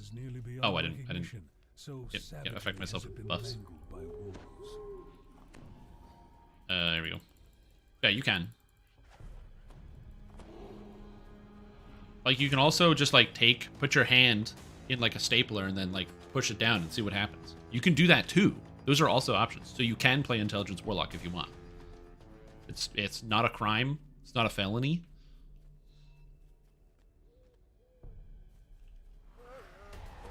Go for it. Show your friends how smart your build is. It's like Intelligent Sorcerer. You could do that too. You shouldn't, but you could.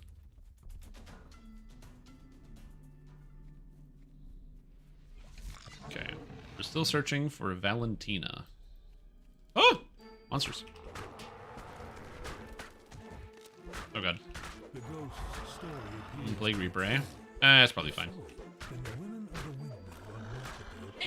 Goodbye. Jerks. Eee! Flight of Kings. Annika's move speed for 6 seconds? Hell yeah.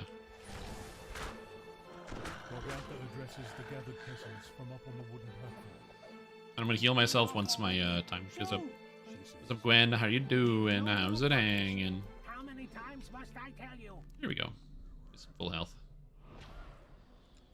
Oh, recipes, loot boxes, something. Poor misguided soul. You thought that they did not know? Morgantha howls. Enough of this. Kill them! It will make outsider pies! Free! The voice actor for the witches, great job. The hags. He does a fantastic job. Oh, I'm sorry, did you get stunned? This must come as a real shock.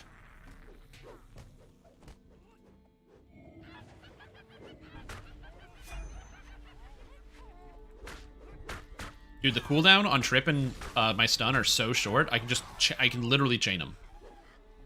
I can just chain them back to back. It's fantastic. This character is very fun to play. All of the oil spreads across Improved Trip. So yeah, a lot of people have mentioned that you can, in fact, take those things in epics, which is true. I don't plan on using Fury of the Wild, but you can take like the Improved Trip from Fury of the Wild without having to take combat expertise, and you can take Improved Sunder out of Divine Crusader, which I actually could do if I really wanted to. It's only 1 feat, so it's not that big of a deal. But for me, again, I wanted to have that during the leveling process. Like, I wanted to be able to use it the whole time. Double 1? What are the odds? That Trip, these... Yeah, right, you can stun everything. Trip. See ya! What an idiot. You can also drop Fortification by a lot. My goal is to be able to drop Fortification by 125%. So if I sunder something, I can always critically hit it, which is nice. Invitation to dinner. That's the goal.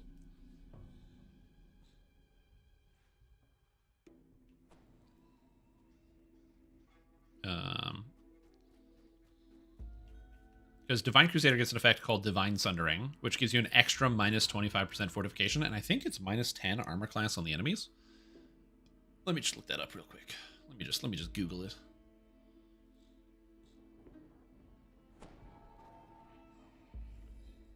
I don't think I'm making that up. Yeah.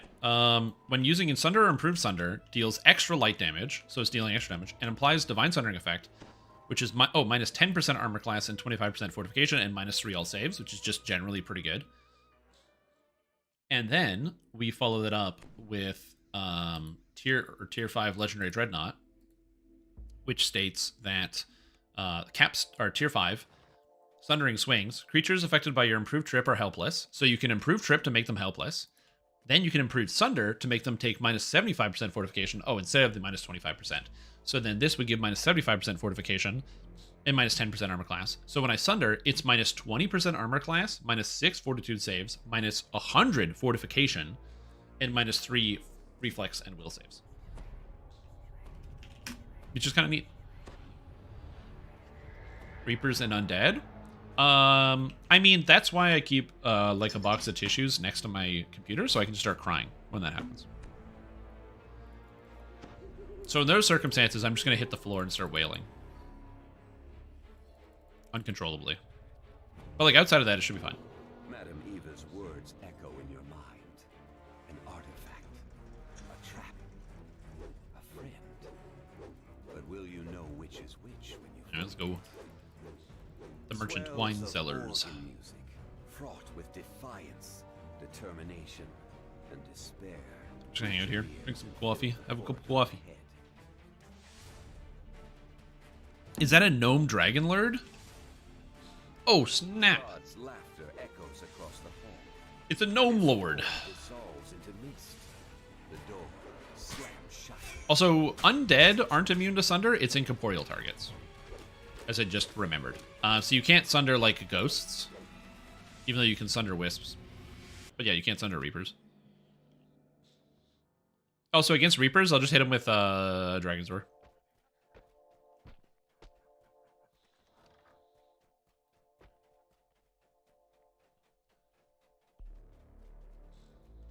There's the ally. As you touch the barrel, oh, this is the merchant is here. Oh, snap.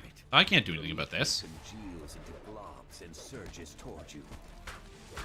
I'll just smash him anyway. Is my weapon really gonna break? Yes.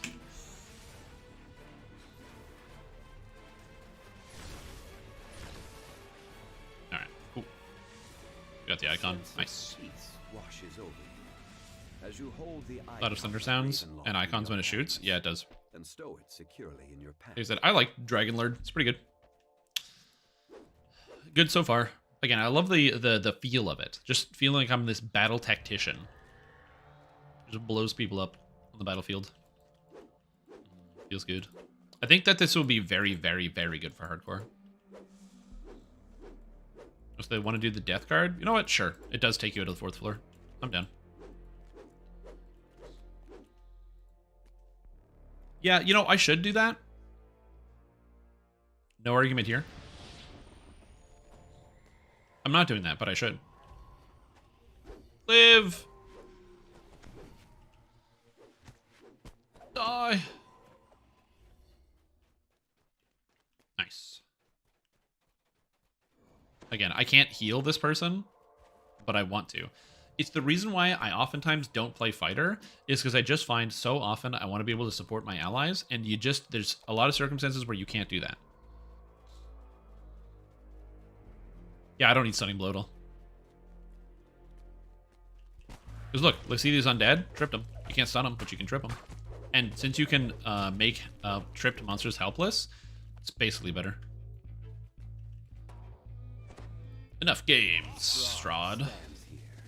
Gazing into the distance. As you approach, he speaks. Do I have another Dragonlord with me? Here you go.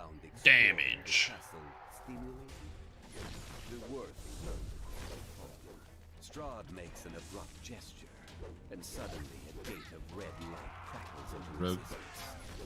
A wry smile lines the vampire's face as he dissolves. Oh yeah, I can stun all the ghosts that spawn in here. With Dragon's Roar. You find yourself standing in a place of darkness. Yeah, I don't think I can sunder this ghost, because he's a ghost. Yeah, he's immune. Because you need to be corporeal to be sunderable. Because sunder basically is breaking someone's equipment. And you can't break someone's equipment if they're, like, ghosts. I mean, I think you should be allowed, but apparently, according to Sans Games, the answer is no. But I can Dragon Roar him and stun him. So I'll take it. Well struck. Now, let us see how you fare against a true Alright, give me something good. fallen though he may be. That was Dragonlord? Oh, you know, I'm a Lord of Dragons. Impressive. I knew that I saw promise in you. Normally, a performance such as this would be adequate Thanks for the coffee. for my first trial. My nose is a little runny. But you have piqued my interest. posting the shrimp pics? Did you post it within the last hour? If so, then no. Double or nothing, then. Oh, this? You said Gigizi? Did you solo this quest? You solo an epic elite defiler of the just? What? That's crazy. That's crazy, dude.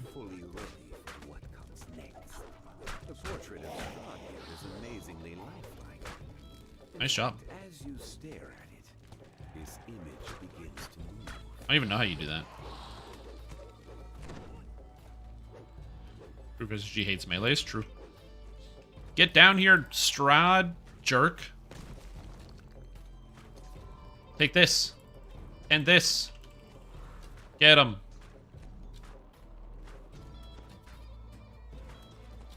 So stupid.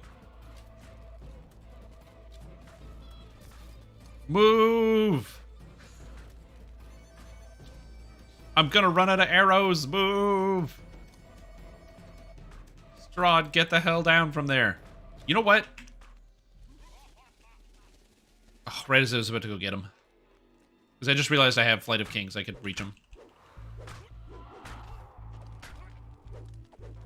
Alright. Nice. No! He died. Rip.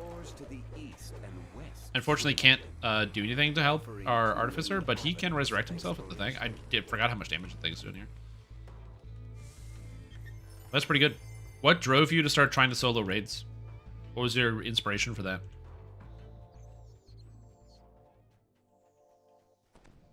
Did you just like suddenly get the deep desire to start soloing some raids or what? Epic Strike Dire Charge? I don't know. I don't know what bug you're talking about.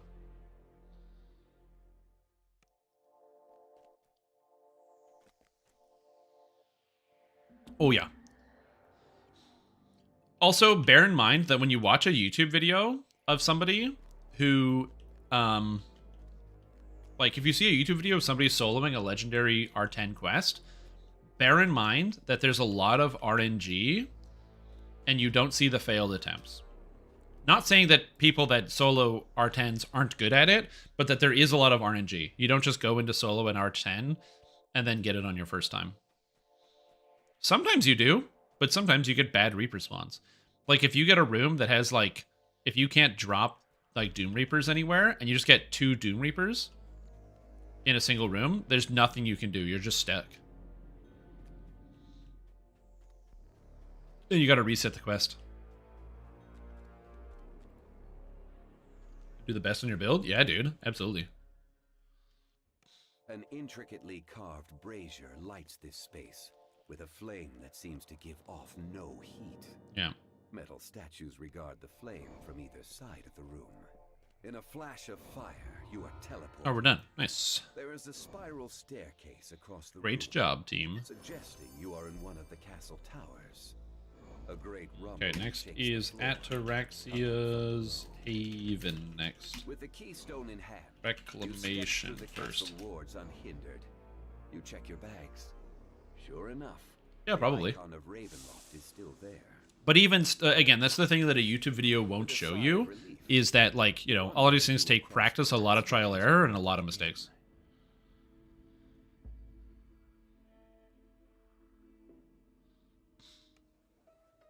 Planning on taking Dire Charge? I'm not using Dire Charge. My character has no reason to use Dire Charge, because I already have Trip and Sunder. So, yeah. But that is good to know. I did not know that there was that issue.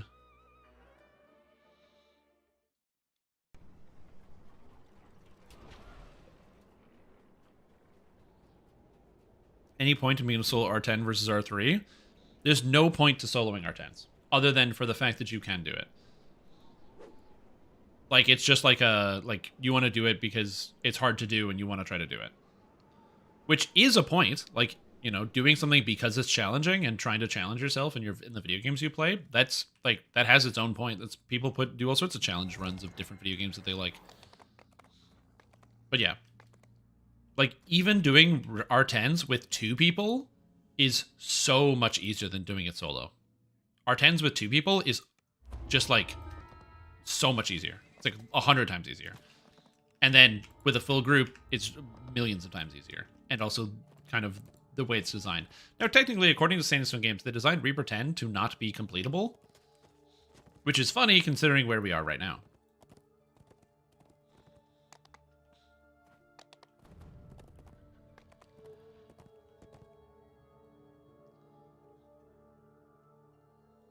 Scaffolding and heavy reinforcement make it clear that this area is of high value to the Duergar.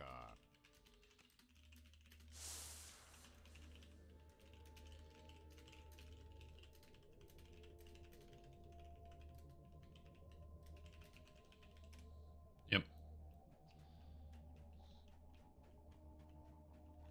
Well, I don't think they super missed the mark in terms of the original implementation of Reaper points, but I think or the Reaper difficulty, but I think Reaper points definitely change up how it is. Like, having all of your melees, when people get enough points, having like 2,500 to 3,000 hit points without a lot of defensive investment is a bit of a problem.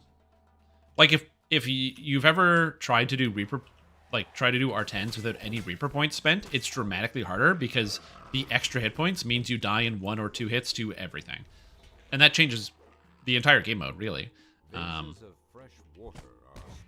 It's one of the reasons why I said I think that Reaper points, where you level up a Reaper tree, is just bad in concept, and in my opinion is just not good for Reaper difficulty as a whole.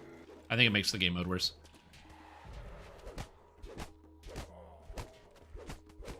Because that's when Reaper mode first came out, it was very challenging, and people were doing, like, you didn't have people with 75 Reaper points all over the place. But, like, nowadays, if you join a group, you're going to have several people who have thousands upon thousands of hit points just kicking it. The last of the mine's drinking water seeps into the earth. The Duergar will not enjoy hauling more water from the springs across. Again, is this me saying, like, they should make it harder? Yeah, I'm directly saying that to you, everybody out there. The hardest difficulty in the game is pretty achievable. This is kind of a problem.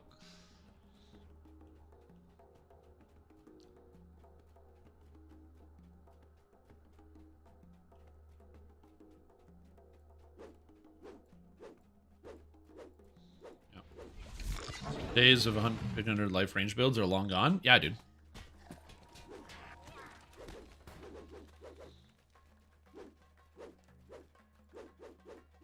And there's something that means you can't one-shot boss in R10. It's the worst thing in the world. They've ruined the game. Yes. Again, it's the mentality, like, one. The other problem, too, that goes along with it, and this is something I do understand. So, like, it's easy to meme on people and be like, haha, people complaining about their crutch ability being taken away, blah, blah, blah. Like, you know, Dragon Breath as an example. Where, like, if you Dragon Breath, you can one-shot a pack in R10, like, with old Dragon Breath. So it makes sense why they got rid of it. Or its direct functionality. I didn't want to fight that. So, like, it makes sense why they got rid of that, and it's easy to be like, haha, people know they should do something different. But the problem is I can't really argue against people who are like, well, when my character gets nerfed, it's not that I can't do the content. It's that it's now just slower, and there's no new reward. So, like, it's not like you're going up in difficulty where there's a new reward for doing it, but it might take longer because you have to, like, try to do something different or you're trying to improve or whatever it is. It's like, oh, because my character does less damage because it got nerfed, it's going to take me longer to do the same thing I was just doing. And that's a very unsatisfying feeling. So I understand why some people get upsetty spaghetti about that. Yeah, I do think that they can stand to increase the Reaper, like, mode. Their explosives wasted. The Duergar will have no choice but to dig by hand. But again, so that's why I understand why people get upset. Because, like, if you're playing the game, and now it's just slower, that's not going to feel satisfying. Yep. I don't know what the maximum possible HP character in DDO is. People have a lot.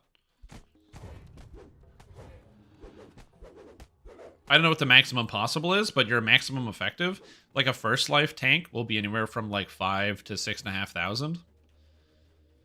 And your super mega ultra geared characters will, depending on what the character is and what their purpose, will be hovering between 7,000 and like 10,500, 11,000. But it depends on specifically what it is you're doing. Some situations you need more health than defense. Other areas you need more defense than health. It's not like a one answer. That's the thing about raiding, at least, that makes it different, is that in R10s, just get 7,000 hit points and 400 PRR and you'll be fine. But for raids, each raid is like a puzzle, and you need to gear your tank and craft your tank specifically to deal with the exact circumstances of the raid. With so many supplies, So that's why it's different. effort will be crippled for some time. The R10s where casters one-shot everything, everyone else just sits there.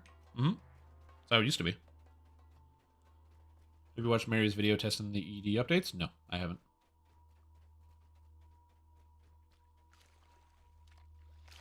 Oh yeah, turn off post-processing to show off that you can turn it off. I need it back. Give me my beautiful water.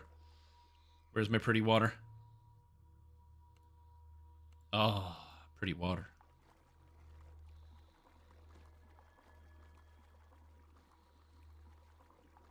I just forgot I turned that off.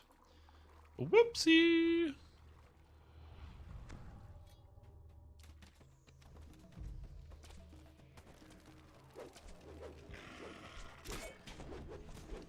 Yeah, and making me bard was useful in that meta. All I had to do was sing songs and try and stay hidden.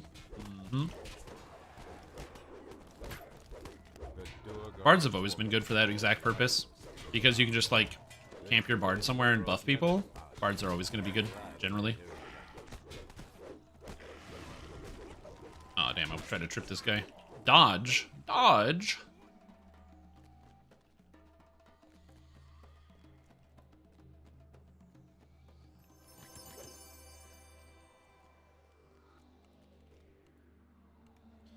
Yeah. Like I said, when it comes to the health values of players, there was a time where, you know, a spellcaster would go into a R10 with 1,200 to 1,600 hit points because that's just what they had, which is very different than today's version. Warlock auras and more than just DI. Well, remember that the Warlock, not the auras. I don't know what you mean by auras. There's only one aura. But the Eldritch Burst and Spirit Blast are light spells. So anything that procs off of light spells will work off of Eldritch Burst and Spirit Blast.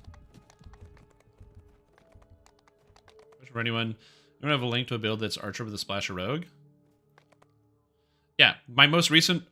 no, there's two of them. There's the Ranger build, and then which is the first one, and then the second one is Ranger, Paladin, Rogue. The one that I played on stream was Ranger, Paladin, Rogue. This tucked away cave entrance has etchings on the doorway that read... So if I show it off here...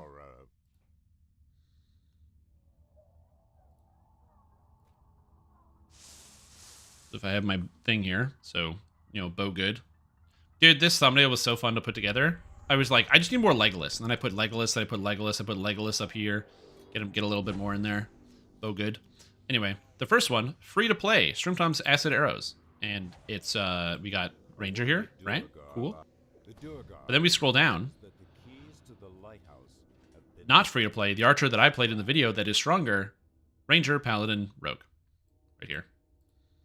Just gotta scroll down. I also specifically talk about, I have two builds free to level with today. First is free to play Arcane Archer. This is meant to represent Acid or Revolt. The second is the version I ran, which used Horizon Walker and Vistani, but both of which are not free. So, yeah. I actually didn't read, did anybody comment on this video? Few ballers played were awful because of lack of what's Devastating Strike? Because other than Scattershot, the rest are all epics. This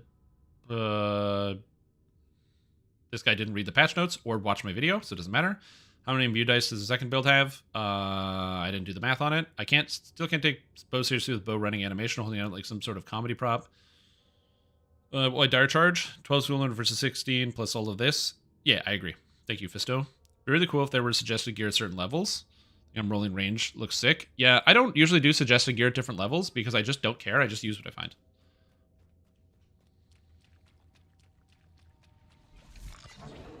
I literally just use what I find. I know this is frustrating to many, and it's a fault that I have where I don't really think about the itemization when I go through. Because, again, in the YouTube video, I do technically suggest gear for different levels.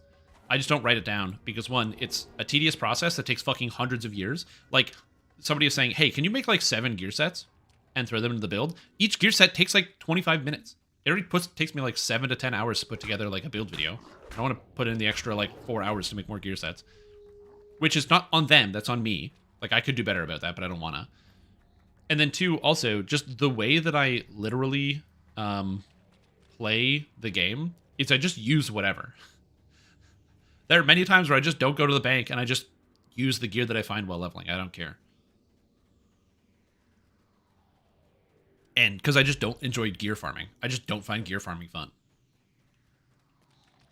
Yeah, like, you know, and for I know that sounds counterintuitive because you're like, wait, you don't find gear farming fun? Don't you play Diablo? Like, isn't Diablo 2 one of your favorite games of all time? Yeah, because in Diablo 2, you farm the gear by playing the game, whereas in DDO, you have to play the game, you have to farm the gear. It's a different story.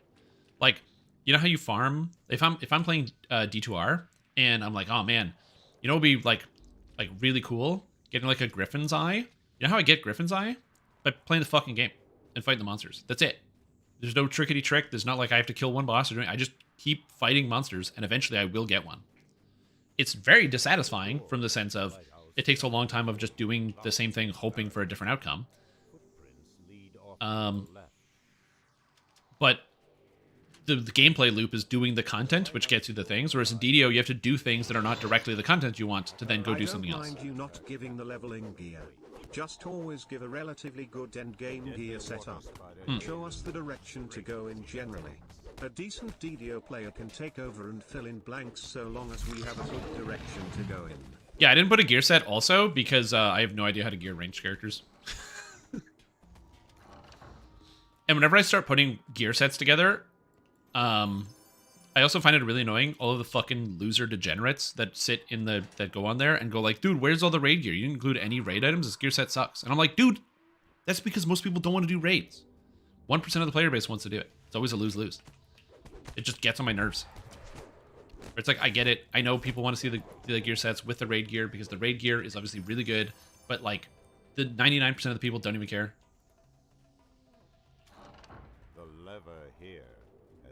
Weird curse cleansing thing? Ah, yes, the weird curse cleansing thing. That'll happen. I'm aware that the raid gear is good. I'm not saying the raid gear isn't good. Raid gear is obviously very powerful. But again, there's so many people that don't want to do it that you put raid gear in something and they get upset. No, I do want to do it. That's why I usually do. Like, generally, I do have a gear set, for the record. Right? So if I, like, go through, like, my builds in the repository... Archmage Evocation has one. All build guides for Hardcore Season 9 have one. The Imbue Barian has one. The Fighter Tank has one. Which admittedly, Emergencies gave me that one, so it is what it is. The Illusionist Archmage has one. So, like, I do usually do it. It's just, I don't know how to play ranged characters. I have literally no clue. It is a mystery to me.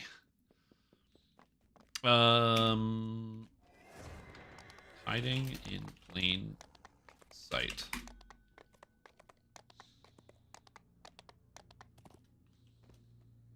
But yeah, usually I do.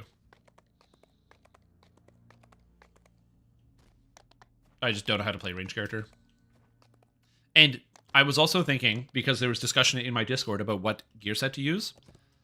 And then there's a post from Lominal recommending gear for people to use. And I'm like, wow, it's a cool gear set. It uses, what did we got here? Dino Bone Chest, which is a raid item. The Hunter Cloak, which is a raid item. Lindau's, which is a extremely hard to get raid item. Dustless, which is an annoying raid item. Augmented Perfect Silence. So it's not that it's a bad gear set. It's a great gear set.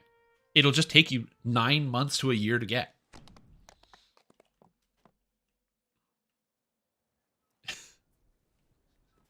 And it's like, so I'm like, I don't really want to, like, I'd love to copy something like that. That's a cool idea, but God, fuck, shit. It takes so long. Perfected item in all scaly raid items. There you go.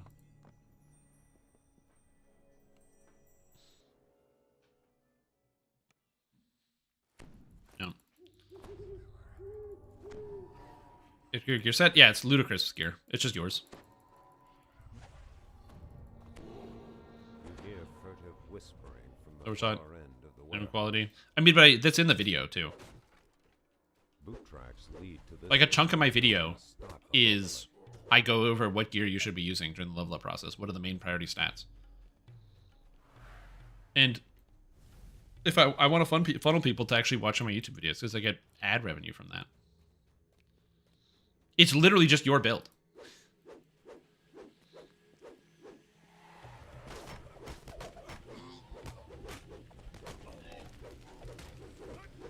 Yeah.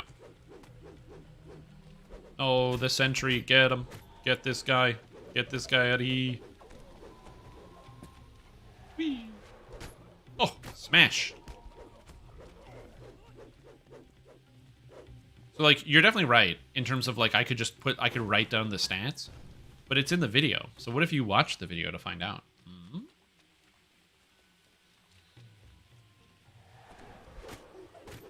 And then you watch an ad or two, and then I get paid. Now we're cooking. Oh, Kano's got him. So you can save him. Traps are dangerous. Heavy trap quest.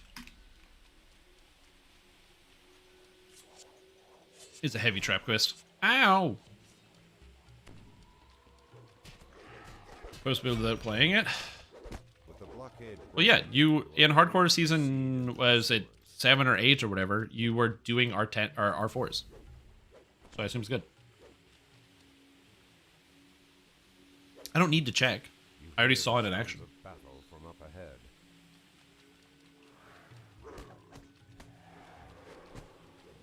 All right, I'm coming. I'm coming. All right, let's go. Let's go save the day. I'm to save all the people that died. Oh, what song? I'm currently listening to Timber. Classic song. I didn't even notice. And then it's just in my mind. Classic Pitbull and Kesha jam. Wet footprints lead up the steps to the northern wall.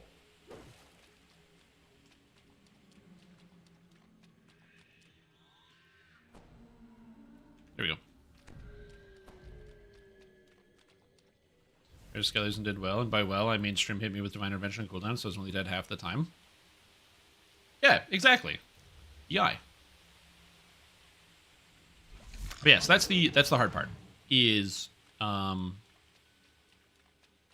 fine line between what everybody wants. I think I'm gonna be honest.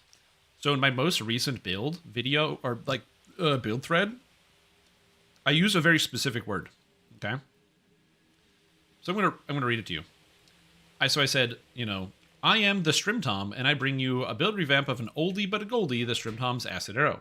The new version is so much more fun to level thanks to U66 making massive and sweeping changes to how bow feels during the leveling process. This gate was closed. And then I said, I have 2 builds for you to level with today. And I specifically used the word level multiple times to kind of get people to understand that, again, that's more of where my area of expertise when it comes to ranged characters and min-maxing some stuff. And especially if I don't play a character at endgame, I don't want to insinuate that it is going to be the best for endgame or anything like that. Now, granted, if I play one of my own characters, I take something into R10s, I test it, and I make sure it works, then I will be more than happy to write, like, here is this build that is good for R10, or whatever it is. But I don't want to do that I don't want to insinuate that you can use it for those purposes. That's why I use this word leveling specifically. You don't think you ever raided with Strim? I don't raid that often. I don't find raiding in DDO fun. I think DDO has the worst raiding scene of any video game I've ever played. With, like, no short exception.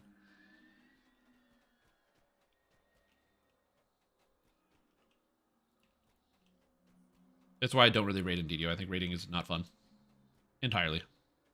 The cold water below looks uninviting, but it's the only way through.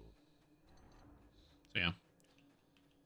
I'm so used to raid gear and hard stuff that I can't make a good gear set without it. Oh yeah, 100%. The remnants of trash swept down into the sewers. If you're wondering if like qualification why I say raiding isn't fun in DDO, it's because DDO has specific raid lag that is really bad.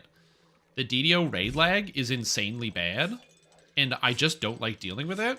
So I don't raid in DDO because I don't find the lag fun. Like, and I know some people are like, well, it's not always bad.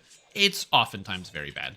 There are so many situations where you do like a skeletons in the closet or something else, and then you whiff the raid because of the lag, where you like get close to the end and the whole thing freezes up. You do Lord of Blades, the whole thing freezes up. You got to reset because of the lag, and I can't deal with it. I just don't find it fun.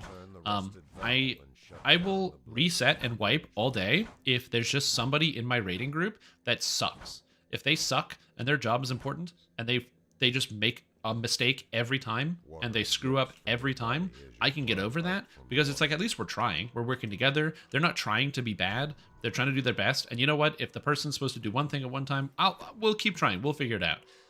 But when the game starts lagging and then the completion of the raid is just taken away from you, and there's nothing you can do about it. There's no winning. There's no way to combat it. It's just the game entirely freezes, and you just got to start over. You whiff your big ability because the raid is just lagging too much. DDO raids don't work. The game doesn't really function with the quantity of lag that's in the game, and that's just how it is. And so I just don't find it fun at all. And so I don't want to participate in it. Yeah, like Hunter be Hunted is like the coolest raid in the whole game, and it's unplayable. Most of the time, that raid, you're just standing still, or the ghosts double spawn because they spawn twice during a lag spike.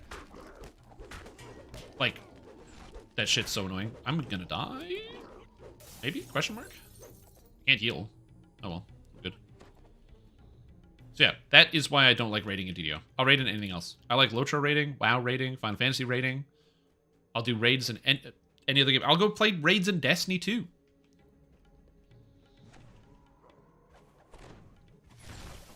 Case of lag, or so wasn't the case, but it is what, yeah, like. Stormreach's Crime Lord slumps to the floor, dead. So yeah, that's why I don't do raids in DDO. Are Bjornings any good? They're really good DPS. I never see anyone playing tank, and they are currently number 3 in terms of healers. They're top 3. There are 4 healers. To my knowledge, it's Runekeeper healer, then Minstrel, then Bjorning, then Captain at bottom. And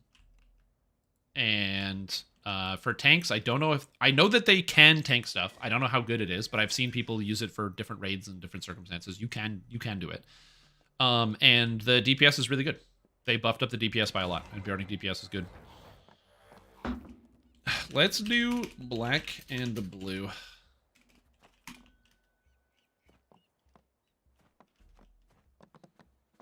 So yeah. So that's my problem that I have with DDO raids. It's not that the raids don't have fun mechanics or ideas in them. It's that the game lags so bad in raids, it just doesn't matter. It just doesn't matter. If you have to go somewhere specific during the raid, there's a 99% chance your entire raid's going to die. Because you can't get out. Right? Like again, Hunter be Hunted, you have to get to like those specific spots with the ghosts. And the last 2 times I did Hunter be Hunted, we had a lag spike when the ghost spawned, and I couldn't, no one could get to the ghosts. And fortunately, a bunch of people just survived because they had a bunch of defenses, but you just wipe out half your raid because no one could get to the ghost because of the lag spike. The Chamber of Arganessen assigned like, why am I playing the game? Just turn it off. And because it makes me angry, I don't do it anymore. I try to avoid things that just like directly make me angry, and raiding in DDO makes me angry. I just don't find it fun at all. There's nothing entertaining about it. That, and also the fact that acquiring raid gear in DDO also just straight up sucks. And what I mean by that is that in this game, if you want to get an item from a raid, there's one way to get the item from the raid. And that way is to collect runes and then buy the item you want.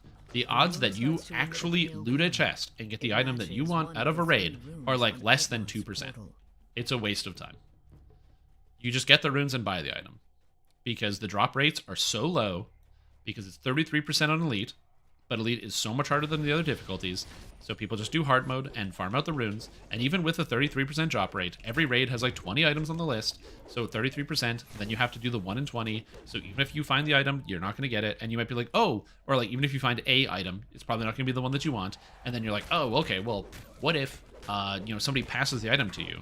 One, not everybody's going to do that, and two, multiple people might also want the same item. A dormant rune can You know, be seen in the look at an item like far Lindau's corner of belt. this room. When that drops, there's like 6 people in your raid that want it, and the drop rate's exceedingly low. So, The rune what are you gonna do? sparks to life when the lever is pulled. Every other video game has raids give you loot when you do them. I don't know why we don't do that in DDO too. I've said this before. Make the drop rate in raids in DDO, the raid drop rate, 25% normal, 50% hard, 100% elite. If I do an elite raid, give me an item. Because it's still... Here's the crazy part. If you get an item from a raid every time, you are still, on average, going to buy it from runes anyway. That's how crazy that is. You can triple the drop rate and you're still using runes. The rune flickers to life when it is activated. That's crazy. Bergnonth cries, "At last I am free." Destiny does the DDO strat? I can sense that the path to the amphitheater No. has collapsed. Unless I'm Near the taking cave, crazy pills, I will open when it you for beat a boss in a raid, you get an item from the boss.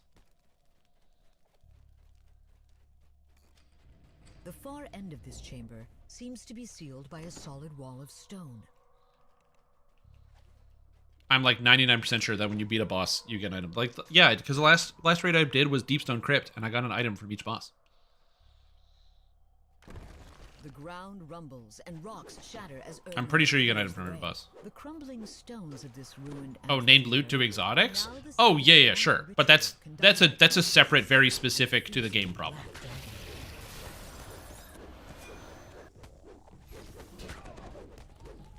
Spend longer farming that? Oh, then I can easily answer this problem then. I think the idea of being worried about people having to farm Mythic and Reaper boosts, and so they make the entire process of getting raid items unfun for the entire population is a bad idea. I'll secure the second artifact if So your if that friends is David the Turner- reasoning as to why they want to do that, Ergnonth that's a shouts. bad reason. Quickly, into the It's a passageway to terrible the south. reason, in my opinion, You'll actually. find the second artifact That's why I don't and think that's the several reason. aqueducts. I think, and this is one of the few times I'll ever say this, the reason why the developers don't change the drop rates on raid gear is because they don't have to get items from raids. I think that's exclusively what it is. I guarantee you that if everyone on the development team had to farm out a gear set that had 3 different items from 3 different raids, they would change it the week they started trying to farm it. This huge aqueduct was constructed by the giants in another age. Small rock outcroppings poke above the flowing water. So yeah. An ancient blue dragon suddenly swoops over the aqueduct. A bolt of lightning from the creature Raid strikes him, and when the you water, finally get his name to Mythic 1, instantly absolutely electrifying reprehensible. it. Mm-hmm. Didn't release, they're just different coats of paint. I don't care too much about that. Is that my hot take? No, it's a cold take. Getting raid loot sucks. Cold take.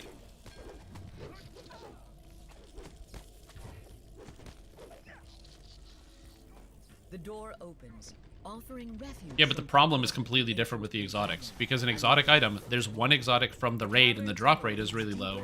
Versus in DDO, like, it would be the same if King's Fall had 20 different exotics in it. But King's Fall only has 1. You know? Like, not Garden of Salvation, yeah. What's the one that raid? It's not Last Wish. I'm forgetting the name of it.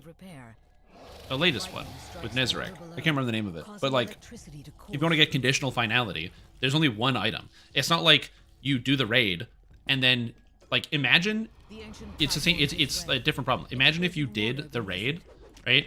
And you're like, okay, I'm trying to get conditional finality, and there were 20 items on the list, Root of Nightmares. And so you farm out Root of Nightmares, and you finally get the drop of the exotic, and it's like, you got Wordcliff Coil. You're like, well, I don't want Wordcliff Coil. I want conditional finality. And you do it again and again and again and again. There's only 1 item. The creature emits a guttural groan. collapses. This door Like the drop rate is low, but that's a separate type of problem. It's like a layered drop rate in DDO. Why they haven't changed it? I don't know.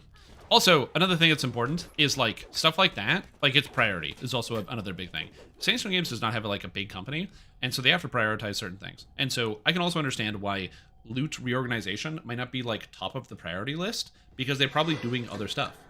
Like they're doing game optimization. We talked about this earlier. Lord of the Rings Online, video game produced by Sentient Games, is receiving a new client, multi-factor authentication, and 64-bit server, like master server, for running all of the the background stuff, and or like for the instances and what have you. And so that's going to be huge for that game. That takes a lot of investment and time, and probably uses similar staff to the people that will be working on some of these other problems. And so, we'll get that in DDO, but like they're a small company, they have to prioritize, they do different things, and maybe loot just is not on the list right now, or they're just not looking at it. D-Lord? Yeah, I am Lord of D.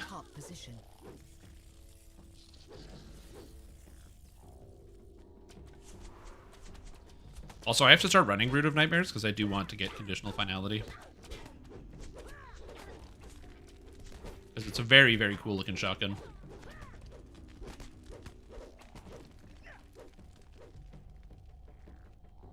Well, Lord of the Rings gets it first, and then they'll figure it out. Then we'll get it later. Lightning suddenly arches across the water. But yeah, if I just assume, like, I don't assume malice. Like, SSG hates their players, and they want it to take longer to get gear. I think it's just, even if it's something they haven't had talks about it, or maybe it's not on the priority list, it just doesn't come up. The client is 64-bit, but the actual game servers are not. Any build with 2 weapons fight with Dragonlord? Probably. I don't have one, but there's probably some out there.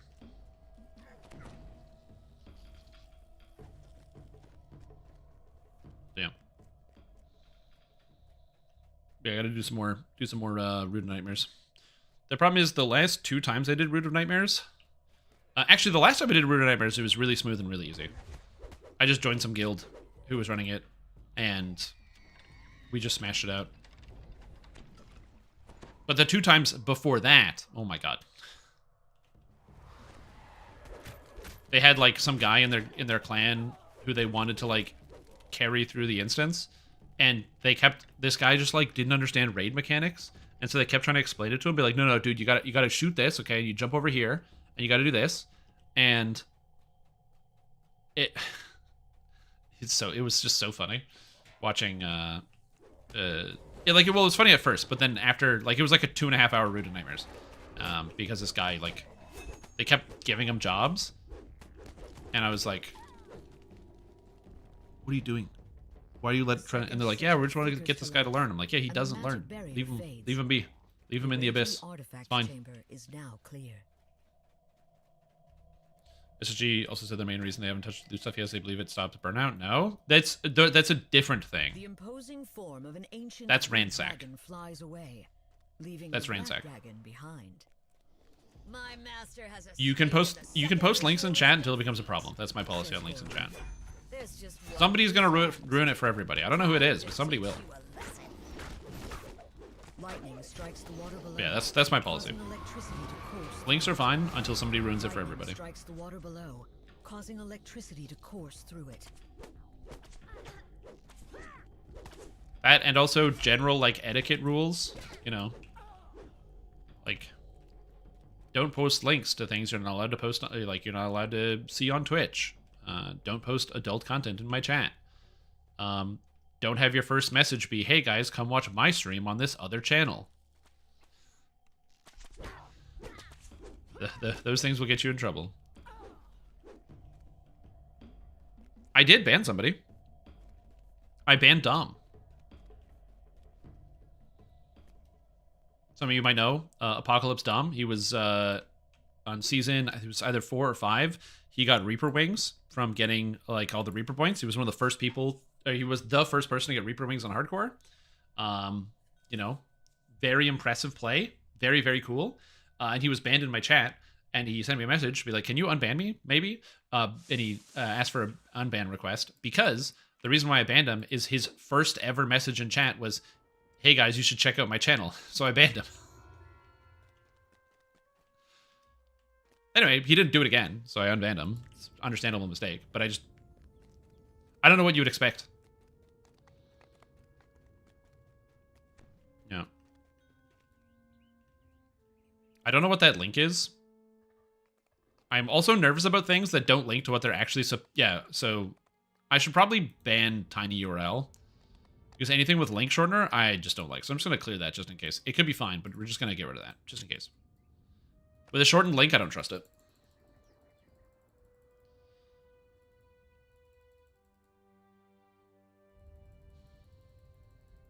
It's just a link. It could be just a link. It might not be. I don't know.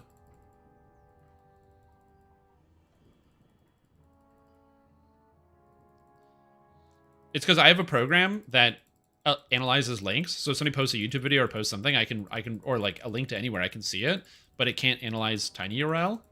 You have to click it to know where it's going to go. And, dude, I don't want to know. I'm nervous, man. I don't want someone to get in trouble. I've linked from Zelda. I'm just saying. You understand? If it's safe, that's good.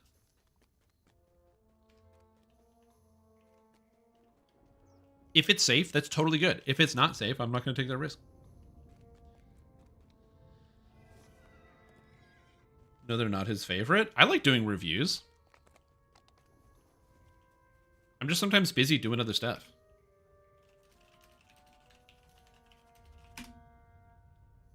Was Link as a joke? Well, Link sus as well. Yeah, it depends on really what it is. The thing is, like, if it's like, you can also tell if it's like an imager link or something, or wherever it comes from. Right, if I see a link and it starts with imager, I don't really need to look at, I don't even need to know what it is. I'm just going to click it, because it's going to be like, oh, nice. Short term, it helps in the long term. Oh, yeah, no, I don't like Ransack. I'm the exact opposite. When DDO tells me to stop playing the game because there's nothing else to play for the day, or like they're like, yeah, you can't play anymore, I'm like, okie doke, and I turn the game off. When I ransack on a character, I don't swap to another character to keep farming. I go play another video game. I literally just go play another video game. In the ancient ruins of Gianthold. They might be like, yeah, but that's good for not burning out. Well, yeah, but I want to play DDO. Like, ransack would be less of a thing if the gear pieces in this game weren't like actual puzzle pieces that specifically fit together, right? So like, I'll give you an example. If I am using the part of the family set and I don't get the gloves, I literally can't use the set for a week. And it's not a small amount of stats. It's like a bunch of melee power. It's fortification penetration. It's double strike. It's helpless damage. It's a sick quantity of stats, and I just can't use it for a week. It's like a 25% damage increase. Why would I want to play my character? I don't. I'll turn the game off. Turn the game off. Ooh, and linking a whole gallery to a 404. Nice. Okay, what am I doing here?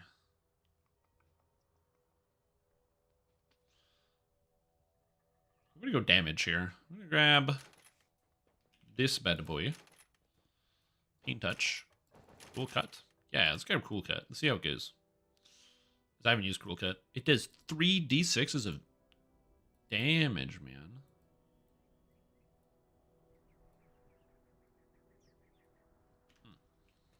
What would vest farming makes me sad? Yeah.